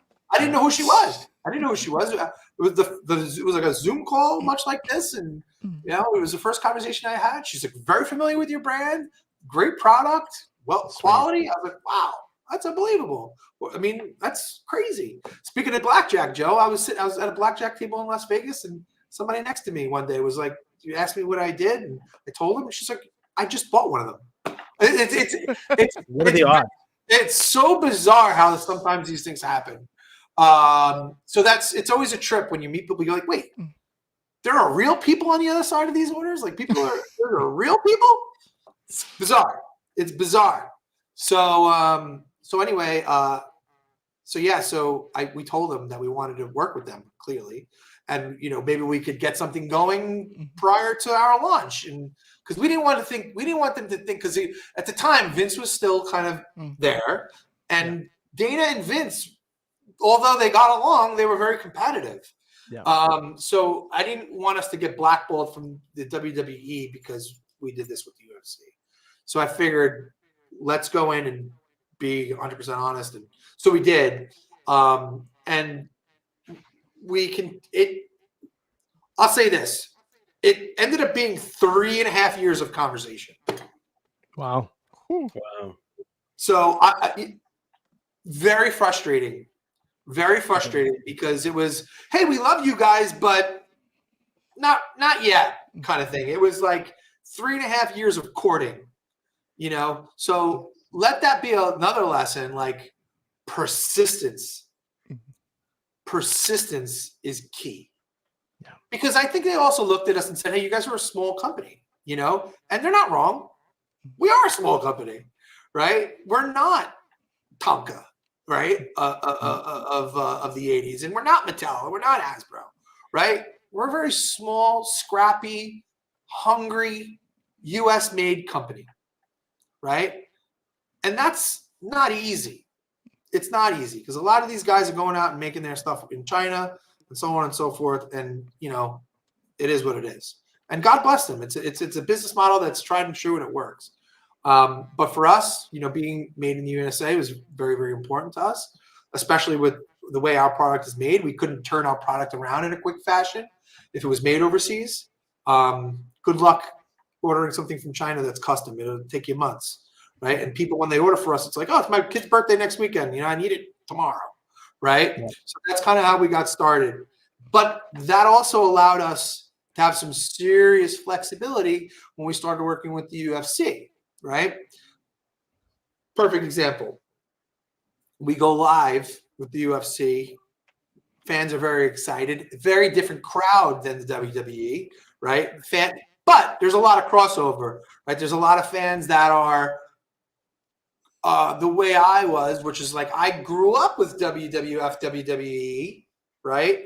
And was kind of really a big, big fan. I'm still a fan, right? But I mean, like when I was like peak fandom, I would say golden era through Attitude, right? That's not true. I was in Ruthless Aggression as well. Right? You had to have a little bit of Ruthless in you. yeah.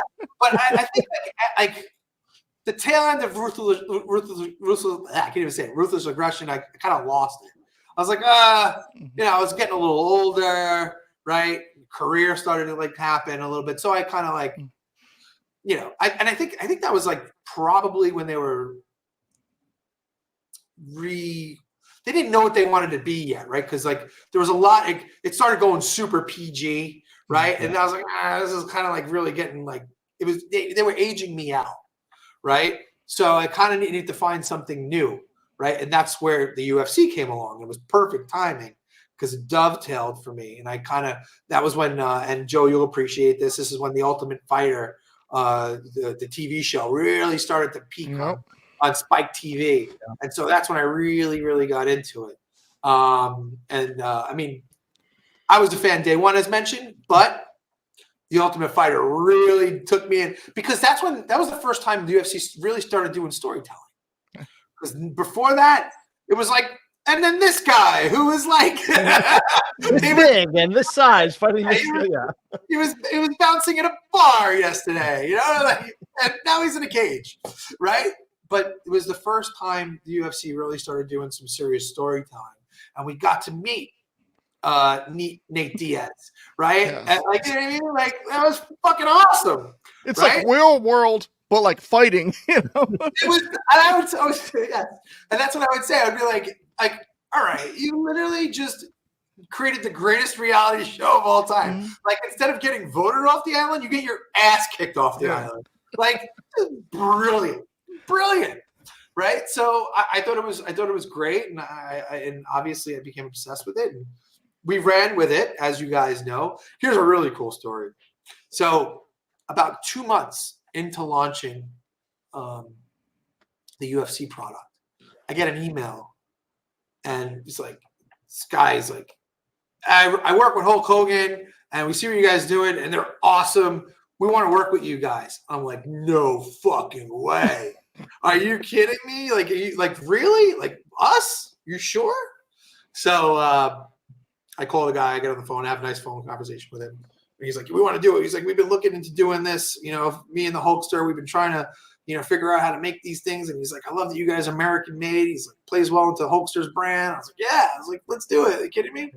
And so we had this great conversation, and like weeks later I didn't hear from him. I'm like, what the fuck happened? Like, and this is just FYI for anybody who's gonna do this stuff or wants to do this stuff. This is the way it goes. Like it's not like success or success. I use the word success lightly because everybody's idea of success is very different. But I'm just saying, like, it's never this, right? It's the it's a lot of this, a lot of this, right? Before you actually get some hits. I mean, I can't tell you how many times I've thought about just saying, fuck, I can't do this anymore. I just can't. And then something comes along and you go, I'm rejuvenated. All right, I'm back. I'm locked in. And that's just the way it goes. And this was one of those moments where it was like really cool conversation with this guy, and then boom, right, fall off. I'm like, fuck. And then one day I was like, I'm good. I'm just gonna call him again. I don't give a shit, right? So I What do you have call to him. lose? What's that? What do you have to lose, right? Nothing. I guess voicemail. I get rolled to voicemail, right? So I called him again, and he picked up. And then I hear he's like, oh no way. He's like, it's Adam from Big Shots. I hear in the background, oh, right on, brother, like that in the background. I'm like, no way, right? No. And so right away, instant sweat coming from the armpits, instant flop. I'm getting sweats, warm right now. I'm getting warm. And I'm like, and he goes, oh, hang on a second. He's like, somebody wants to talk to you. I'm like, no way. Just profusely. You start tearing your shirt. Oh, dude. My girlfriend was like, what's going on? Like, because she saw me like freaking out, right? So she starts recording me. Like, so she's somewhere, there's a video of me. Like, my hair's all crazy. I just got out of bed. Like, you know, and she's like, what's going on? I'm like, Hulk Hogan is going. And he's like, let me tell you something, brother. Like, literally cut a promo on me on the phone. Like you couldn't. Like, he is Hulk Hogan. You know what I mean? Like, at one time he was Terry Bollea, but he is now the full embodiment of Hulk Hogan. Like, when you have a full-on conversation, like, he's like literally cutting a promo on me on the phone. Let me tell you something, brother. This is exactly what he said to me. Let me tell you something, brother. He says, in my life, people have constantly are bringing up three things in my life. He goes, one is when I slam that giant. Two is when I put that no good warrior over. And he goes, the third thing, he's like, these wrestling buddies, brother. He's like, they're still bringing them to me. He's like, I'm still signing them. It's like 30 years later. He's like, we got to bring him back. I was like, that's what I'm saying, Hogan. He's like, that's what I'm saying. I was like, we got to bring him back. So I was on the phone with him for about 15 minutes, and he was extremely gracious, very, very nice. And I should have brought this up to him when I was a kid. You guys, you definitely don't remember this, but in the early 80s, they had the WWF. One of the first things that they did to, like, you know, really squeeze as much juice out of the WWF as they can, they started a 1-900 number. Do you guys know what 1-900 numbers are? Mm-hmm. Yeah. Right. So there was two purposes for one. Well, really one purpose for 1-900, but they were sex lines, right? Like they were all these, like, you know, you would call and you get charged like $4 a minute to talk to some girl on the other line that would basically have phone sex with you, right? So, but the WWE thought the WWF thought it'd be a good idea to do this too. But instead of women, it would be your favorite wrestlers on a recorded tape, you know, giving storylines or whatever. And so I thought as a kid, if I called, I'd get to speak to one of my favorite wrestlers. Nope. It was JYD or it was whoever, or Hillbilly Jim or whoever it was, just on the other line, just, you know, like, hey, kids, like, remember to get your parents' permission before going on the line, right? Like, and of course I didn't. I just picked up the line and called the number, right? So, funny story. Turns out I racked up like a $300 bill on these WWF 1-900 numbers. And obviously, clearly, I never got to speak to any of my favorite wrestlers. It was all recorded. And one day I hear my mother yelling and screaming at my father. So, what's this $300 phone bill, 900 numbers? Are you calling Your poor dad. She thought it was my father. And then they come to, you calling any of these 900 numbers? Wasn't me. Really funny. So, I mean, how funny is it that quite literally, you know, I had to wait 30 plus years, but I ultimately got my phone call with Hulk Hogan, my 100%. Favorite wrestler of all time. That's something I'll never forget, man. I'll never forget that. That was really, really a cool moment for me. And ultimately we did get to do the Hulk Hogan Wrestling Buddies, or Big Shots, as we call them, for Hulk Hogan. And it was an exclusive. We had an agreement that we would only make them for him, and he could only sell them at his beach shop. We did 3 different styles. You know, Hulkamania T-shirt, Hulk Rules, and NWO Hollywood Hogan.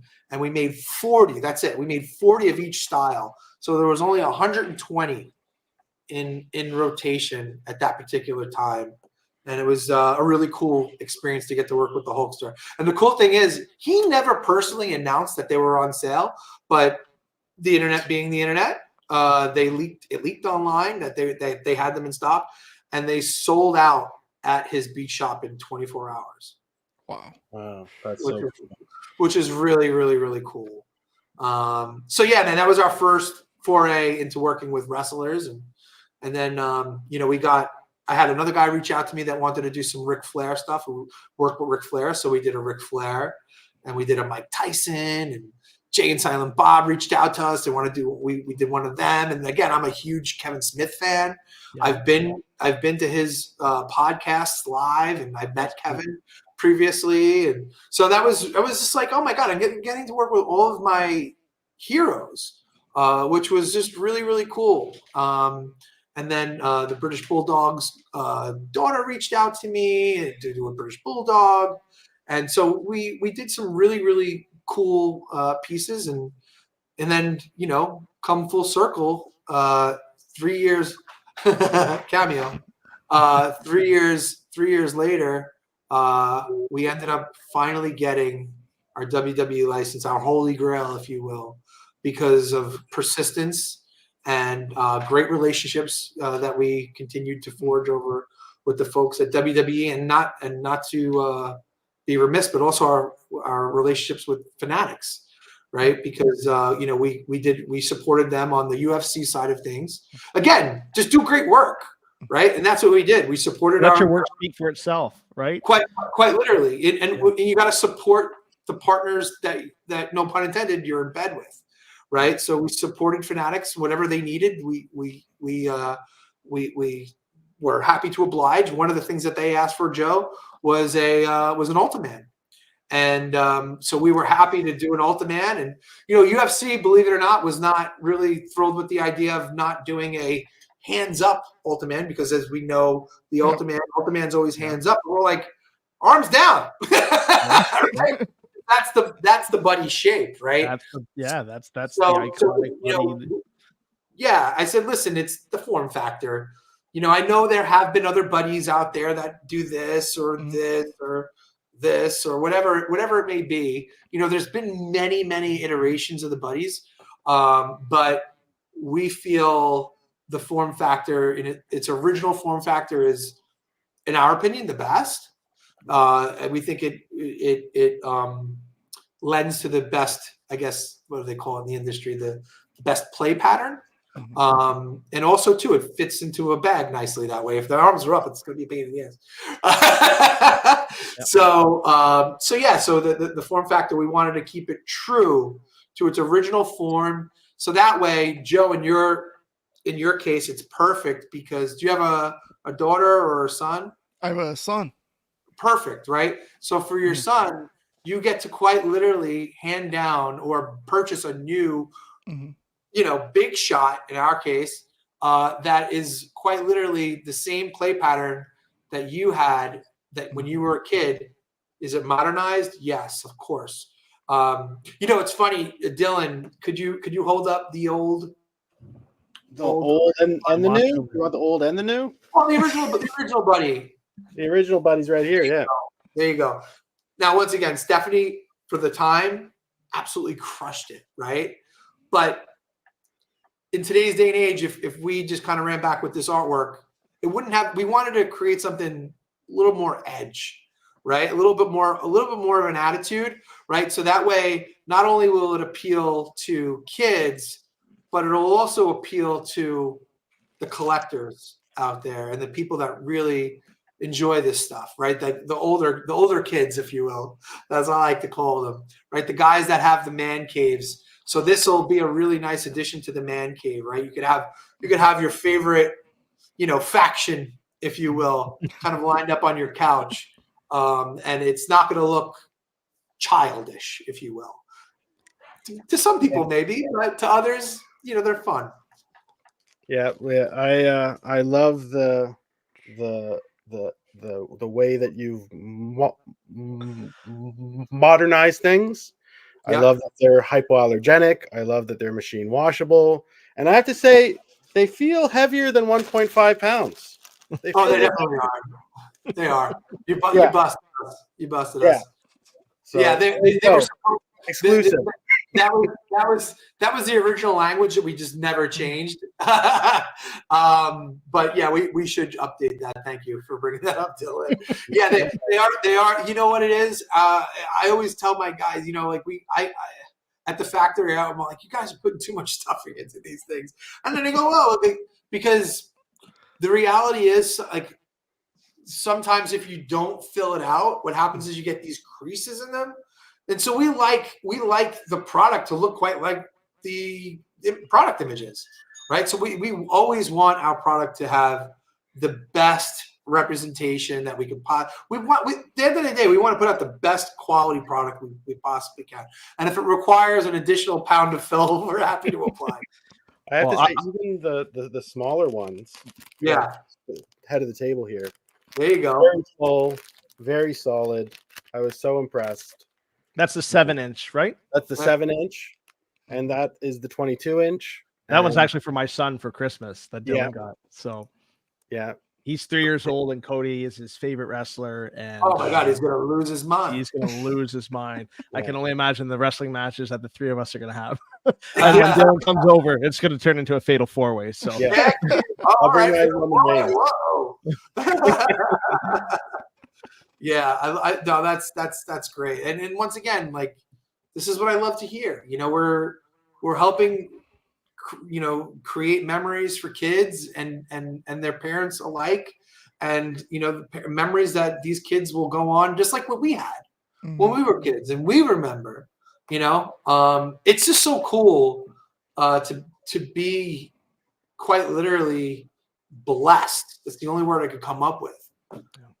To be the one to be blessed enough to be the person that brings this back into pop culture. And again, I'm not saying I'm the only one. I know there are others out there that have created buddies, but if I don't mind saying so myself, I think we put out the best product since the originals. And I want to echo that, Adam. We were actually saying that before you logged in, not just because we were having you on the program tonight, but because the original buddies mean so much to us. Yeah. And we are particular about things like the artwork and the feel and that cartoony yet realism at the same time.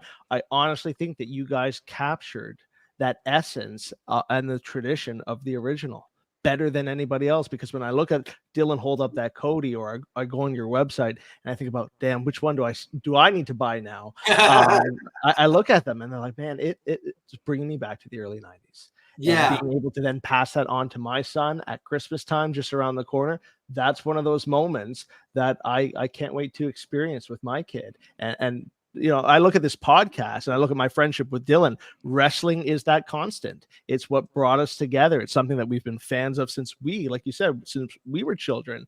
And during the pandemic years, that's how I got to know Joe and Mike and Vinny and Jay on the podcast. And that's how I got swept into this world.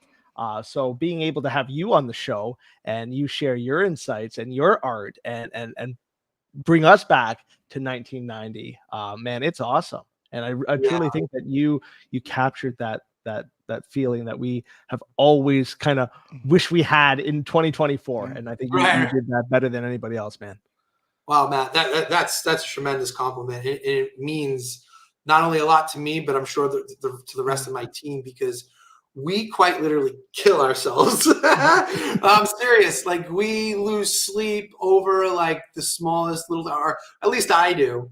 Like, Nolan and I literally go back and forth about the smallest little intricate detail on every design. The way the eyes look, the way the mouth is, like, what we're doing, mouth open, mouth closed, teeth, no teeth, like tongue out, tongue in, like quite literally every single detail. And as you guys know, how many freaking outfits and how much ring gear these guys wear? What ring gear are we going to put them in? Right? Like, what? Right? Exactly. Right? We kill ourselves over every little detail. Nolan, thank God, because he's just so ingrained in this world. his instincts, I always trust his instincts. But again, we pine over everything, right? Like, a perfect example is Roman Reigns, right? If you bring him back up on the screen, my original thing was like, I feel like he looks like, angry or whatever. Hold on one second. My puppy is crying because he wants to go out. Yeah, go ahead. Go ahead. Go ahead, buddy. There he is. So for Roman Reigns' mouth, I want his mouth to be open or screaming. I just feel like the face isn't dynamic enough, right? And so Nolan's feedback was, but yeah, he's a stoic character, and his mouth is, he's not an expressive type of guy. He always has this kind of cowl, this kind of pensive look. And I go, I get that. I get that. So if you go to our website and you check out our OTC variant, I was just on there looking. That's kind of how the OTC variant came about, because I was like, well, let's just see what the mouth open looks like, right? Because I feel like that'll be fun. And it was around the time that he had just came back. So I said, or Nolan suggested, let's put him in an OTC t-shirt. Yeah. Brilliant. Brilliant. And so that's what's cool about that is, and you're going to start to see us kind of do this. See, we plan on doing a lot more cool things because again, the culture, the timing of the 80s is so different than it is now. Our plan is to create moments with our big shots, right? To capitalize on moments, especially within the wrestling storyline. So you're going to see, we're going to drop exclusive big shots that are only available for a certain period of time, and then that's it. They're gone, right? So the OTC is a perfect example. January 1, he'll be gone, right? That'll be it for OTC. And if you got him, and it's special, and maybe the value goes up, and that's how that works. And then Joey, buy it right now. Joey, buy it right now. Don't even second guess. I was at SummerSlam when he came back with OTC. Kidding, bro. But what I'm looking at the UFC one, what I loved was the variant of the Poatan and Max Holloway, the UFC 300. We got it. Shorts. Joey gets perfect. So a perfect example of that is, I can't remember who hit me up today about it, but they sent me a picture of our original Connor, the original Connor that we originally released. And the original Connor didn't have the Venom shorts. It was just green, solid green shorts. And I go, bro, you got an OG. Like that's our first Conor McGregor we ever dropped. So it's a collector's item. And, hold on to that, so because we've done 3 different variants of Conor now. We've done the Venom shorts. We've done him in the suit, the purple suit. And then we've also done one of him in his shorts that he was supposed to wear for UFC 300. Was it 300 or 303? 303. Yeah, 303. But he did not come. He didn't fight. So that's an unreleased variant that hopefully we'll get to release one day when he does fight again. So you guys heard it first. Right. You got the audience heard it first here on PTM. That's right. Yeah, I mean, it's in the can. It's done. We just can't release it because he hasn't debuted those special shorts yet.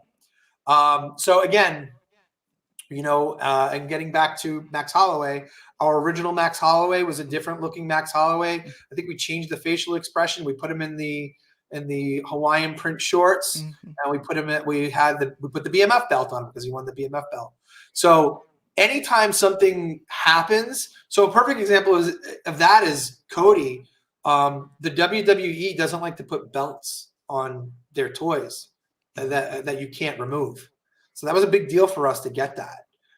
So Cody, we said, well, what if we made a special edition Cody where, it's a WrestleMania moment Cody. So that's what that Cody is. And so that Cody will eventually be replaced by another Cody. I look at it and like I said, my son is a huge Cody fan, and we watched WrestleMania together, and I know how excited he's going to be when he receives this for Christmas. So it's going to be one of those experiences that I remember for the rest of my life. That's awesome. Will there be like a variant like Bret Hart WrestleMania 9 big shot gear? I will plead the fifth. What I will say is we do have a Bret Hart variant coming soon. Oh, you, as a Canadian, and I know Dylan can speak to this, you don't know how happy that makes me. Yeah. And so Bret is another great guy that prior to our WWE license, we had a chance to work with personally. And he's just been so accommodating and so awesome. It's been really cool to, continue to work with those guys. I mean, super, super nice family. Great family. That's great. And believe it or not, I'm not sure if you know about this, Dylan, you may know this, but Yep. Bret is a fellow artist. He likes to draw cartoons himself. I have his whiskey, his signature whiskey that it comes with his hand drawn art, and it's so one of my fucking collected cool. pieces. Yeah, He I does love some that. very dirty cartoons as well, actually. I'm sure he does. He used to draw orgies on the blackboard at every WWE event, and Andre the Giant loved them. And I heard that story just this year. That's funny, bro. Even like his artwork, like in his book autobiography, like is amazing. Like Yeah, he's an incredible artist. It kind of reminds me of H.R. Crumb. Like it's very like it does. you know, Very underground. Very Love it. I love it. I love it. Next. Yeah, and I believe he's going to be working on something. I've been chatting with them about it, and so we'll see. So stay tuned for some Bret Hart art. If you and you're dropping all the heat. Wow. Holy. Am I dropping heat? I mean, look, we'll see. It's something that I know he's been knocking around. So we'll see what happens. But they are incredible people, and they've been an absolute pleasure to work with, and so accommodating. And Bret is a big fan of what we've been doing as well. Matter of fact, I owe him a care package of some of the wrestlers because he asked to basically create. Could you imagine like Bret's gonna like collect our big shots? Like what? That's like awesome. it's just so meta and weird. It's like Giant Andre, 32 inches. 32-inch one. yeah, dude. That was when we got the license for Andre. I said, we have to do a 32-inch Andre. I mean, granted, we've only sold a few, but because I forgot what we do we have it priced at? $59.99 US. No. The Oh, Andre. 32, 159, 159. Yeah, it's steep, but I gotta say, it is worth it to have a chance to slam the Giant like that. How much does that one weigh? Do you know? And for our Canadian fans, 10 it's pounds. 26. Yeah, it's gotta weigh probably 6 to 7 pounds. I would say it's A big boy. It is big.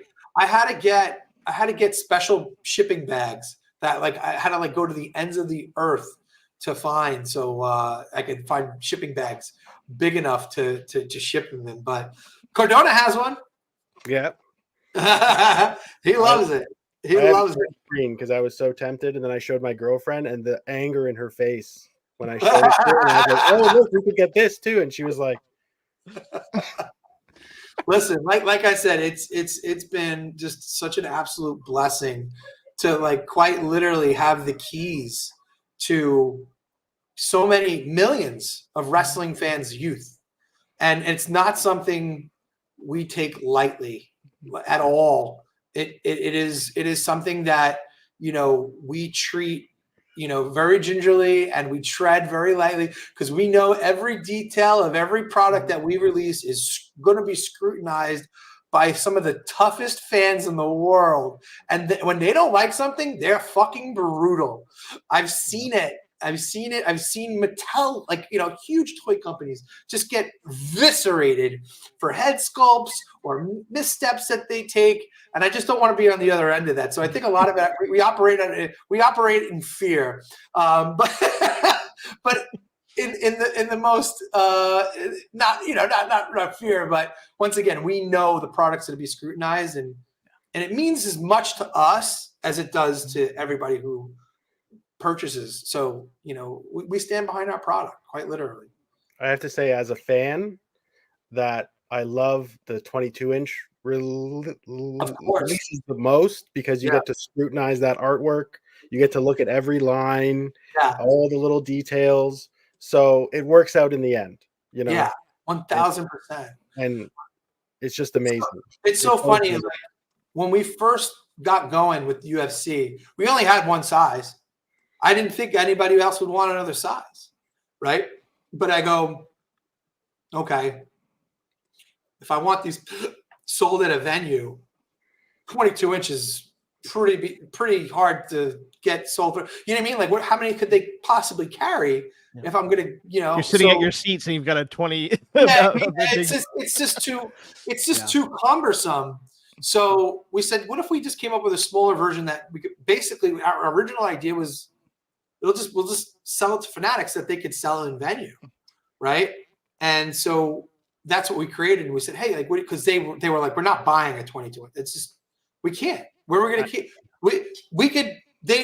their thought process is, for every 22-inch big shot, we could have 50 t-shirts in a box, right? Versus, it just doesn't make sense. Every inch of real estate means the world to them when they're packing and going to the next show and so on and so forth. So, you know, even the 16-inch is still pretty big, especially for kids. But it ended up being that our 16-inch option, if you're a collector, right? And in my office, I went and I got these really cool like shelves. You may have seen it. I have it on my Instagram. I got these cool like shelves that fit the big shots 3 to a shelf perfectly when it's the 16 inches. And I have a whole wall of big shots, and like the 16-inch, and it's just visually just so freaking cool. The 22 inches are just amazing for the retro people, like the people that want to continue to build on their Tonka collection or their other collection that, you know, the other buddies that have been made. But if you're starting from scratch, or if you want to create a big shots wall, the 16 inches are the way to go. Because, you know, A, they're cheaper. B, they present a lot nicer. They stand up, no problem. And they look great. They look great on a shelf. So we have names for every size. The mini obviously is the mini. We call the 16-inch option the collector option. And we call the 22-inch the retro size. So that's kind of how we're running with it. The mini was something that I always wanted to do. But when I was originally working with the manufacturer, they were like, oh, we can't. How are we going to stuff that? It's too hard to stuff because the arms, the diameter of the arm is pretty small, right? And at the time, they were hand stuffing all of our pillows. I was like, well, you guys just don't have the right equipment. So now I have my own factory, and now we're making minis. And I'm stoked on them because people are loving them, and the uses that everybody comes up with on the mini. Everybody has like a different use for a mini. Somebody said something. I can't remember what they said to me the other day, but it was like, I was like, I never even thought of that. Like, so it's always like people are coming to me with these ideas. Like somebody's like, oh, I'm doing my entire Christmas tree with them, like as Christmas. That's incredible. I'm like, oh, that's great. They're gonna have a WWE Christmas tree, you know, with all the WWE big shots. I was like, that's perfect, because, like, you know, a lot of these things are toys themselves that are on Christmas trees. So I thought that was great, and obviously you could use them as a luggage tag, a backpack dangler. Oh, like that. I know. She said she's gonna put it in her rear view mirror. I wouldn't advise that, but listen. Again, everybody has a different use for it, and I'm just so happy that, you know, people are responded to. Everybody has their own specific size that they like, and I think it's great. It's really cool. You guys just dropped the final boss and the new Hogan variant, right? That pre-order ship out on December 5th. December 5th, Hogan and Rock will be shipped December 5th. There he is, the final boss. I love that one.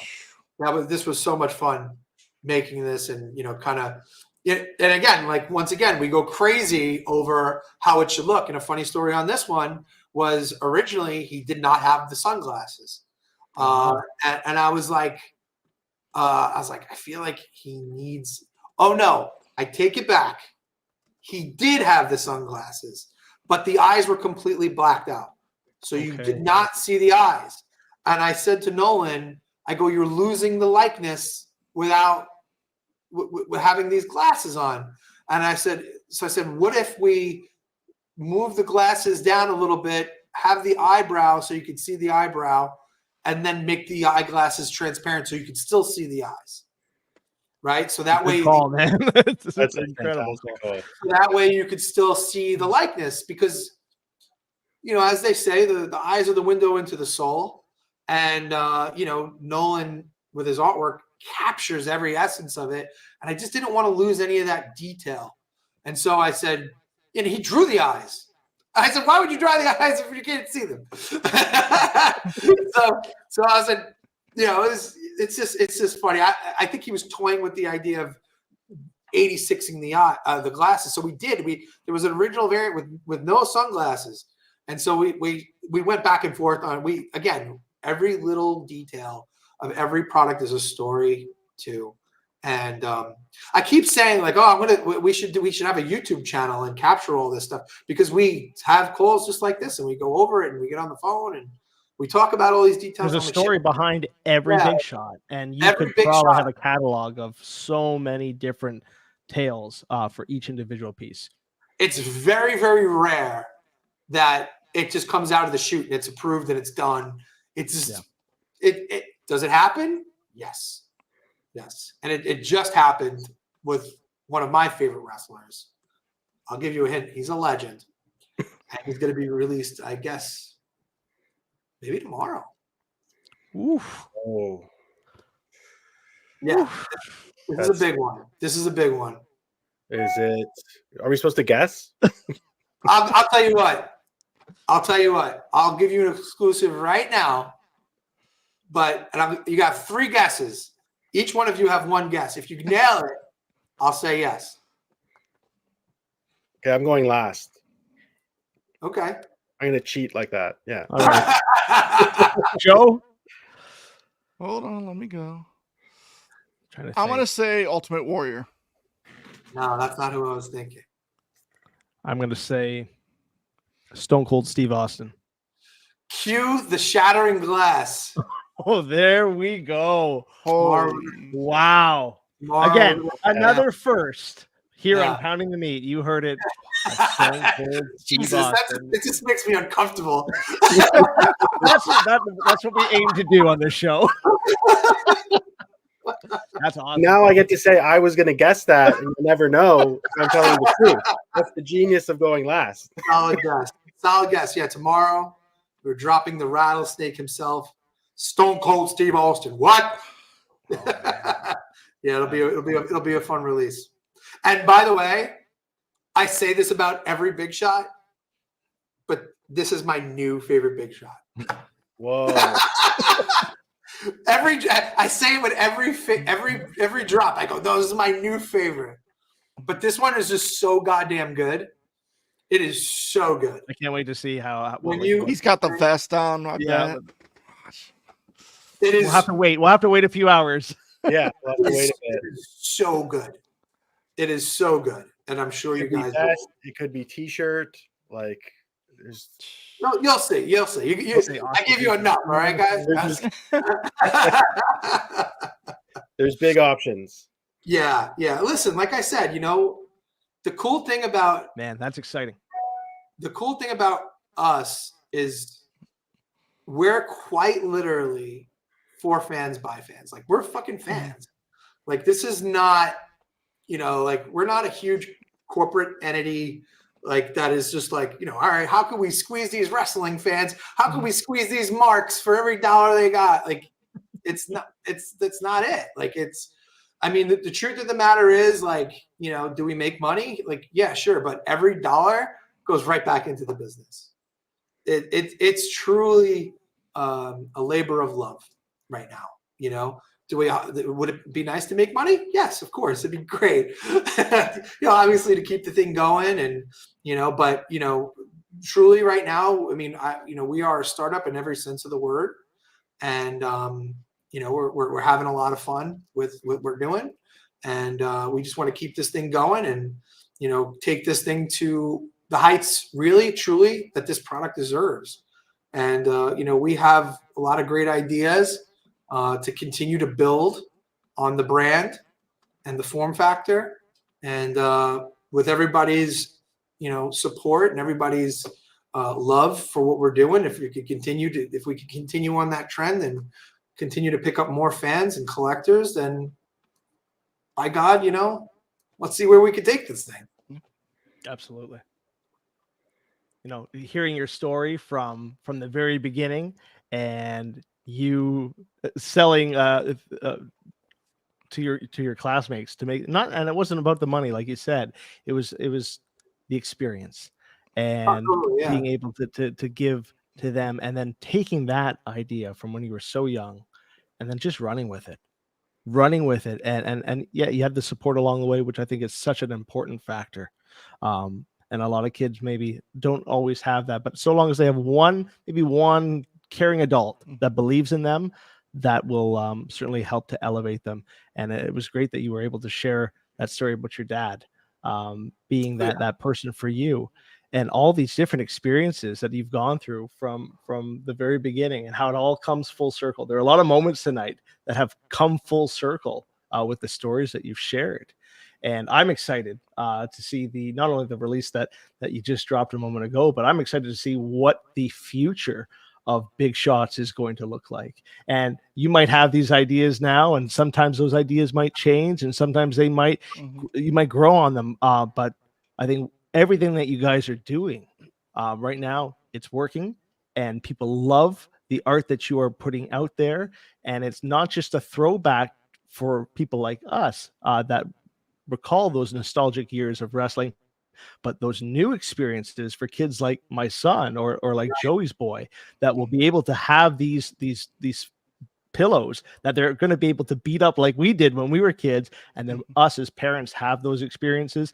That's what it's all about. Yes, the money is a factor, of course it is, and with any business, that's how the business keeps going, and that's how we can enjoy some of the finer things in life. But it's so much more than that.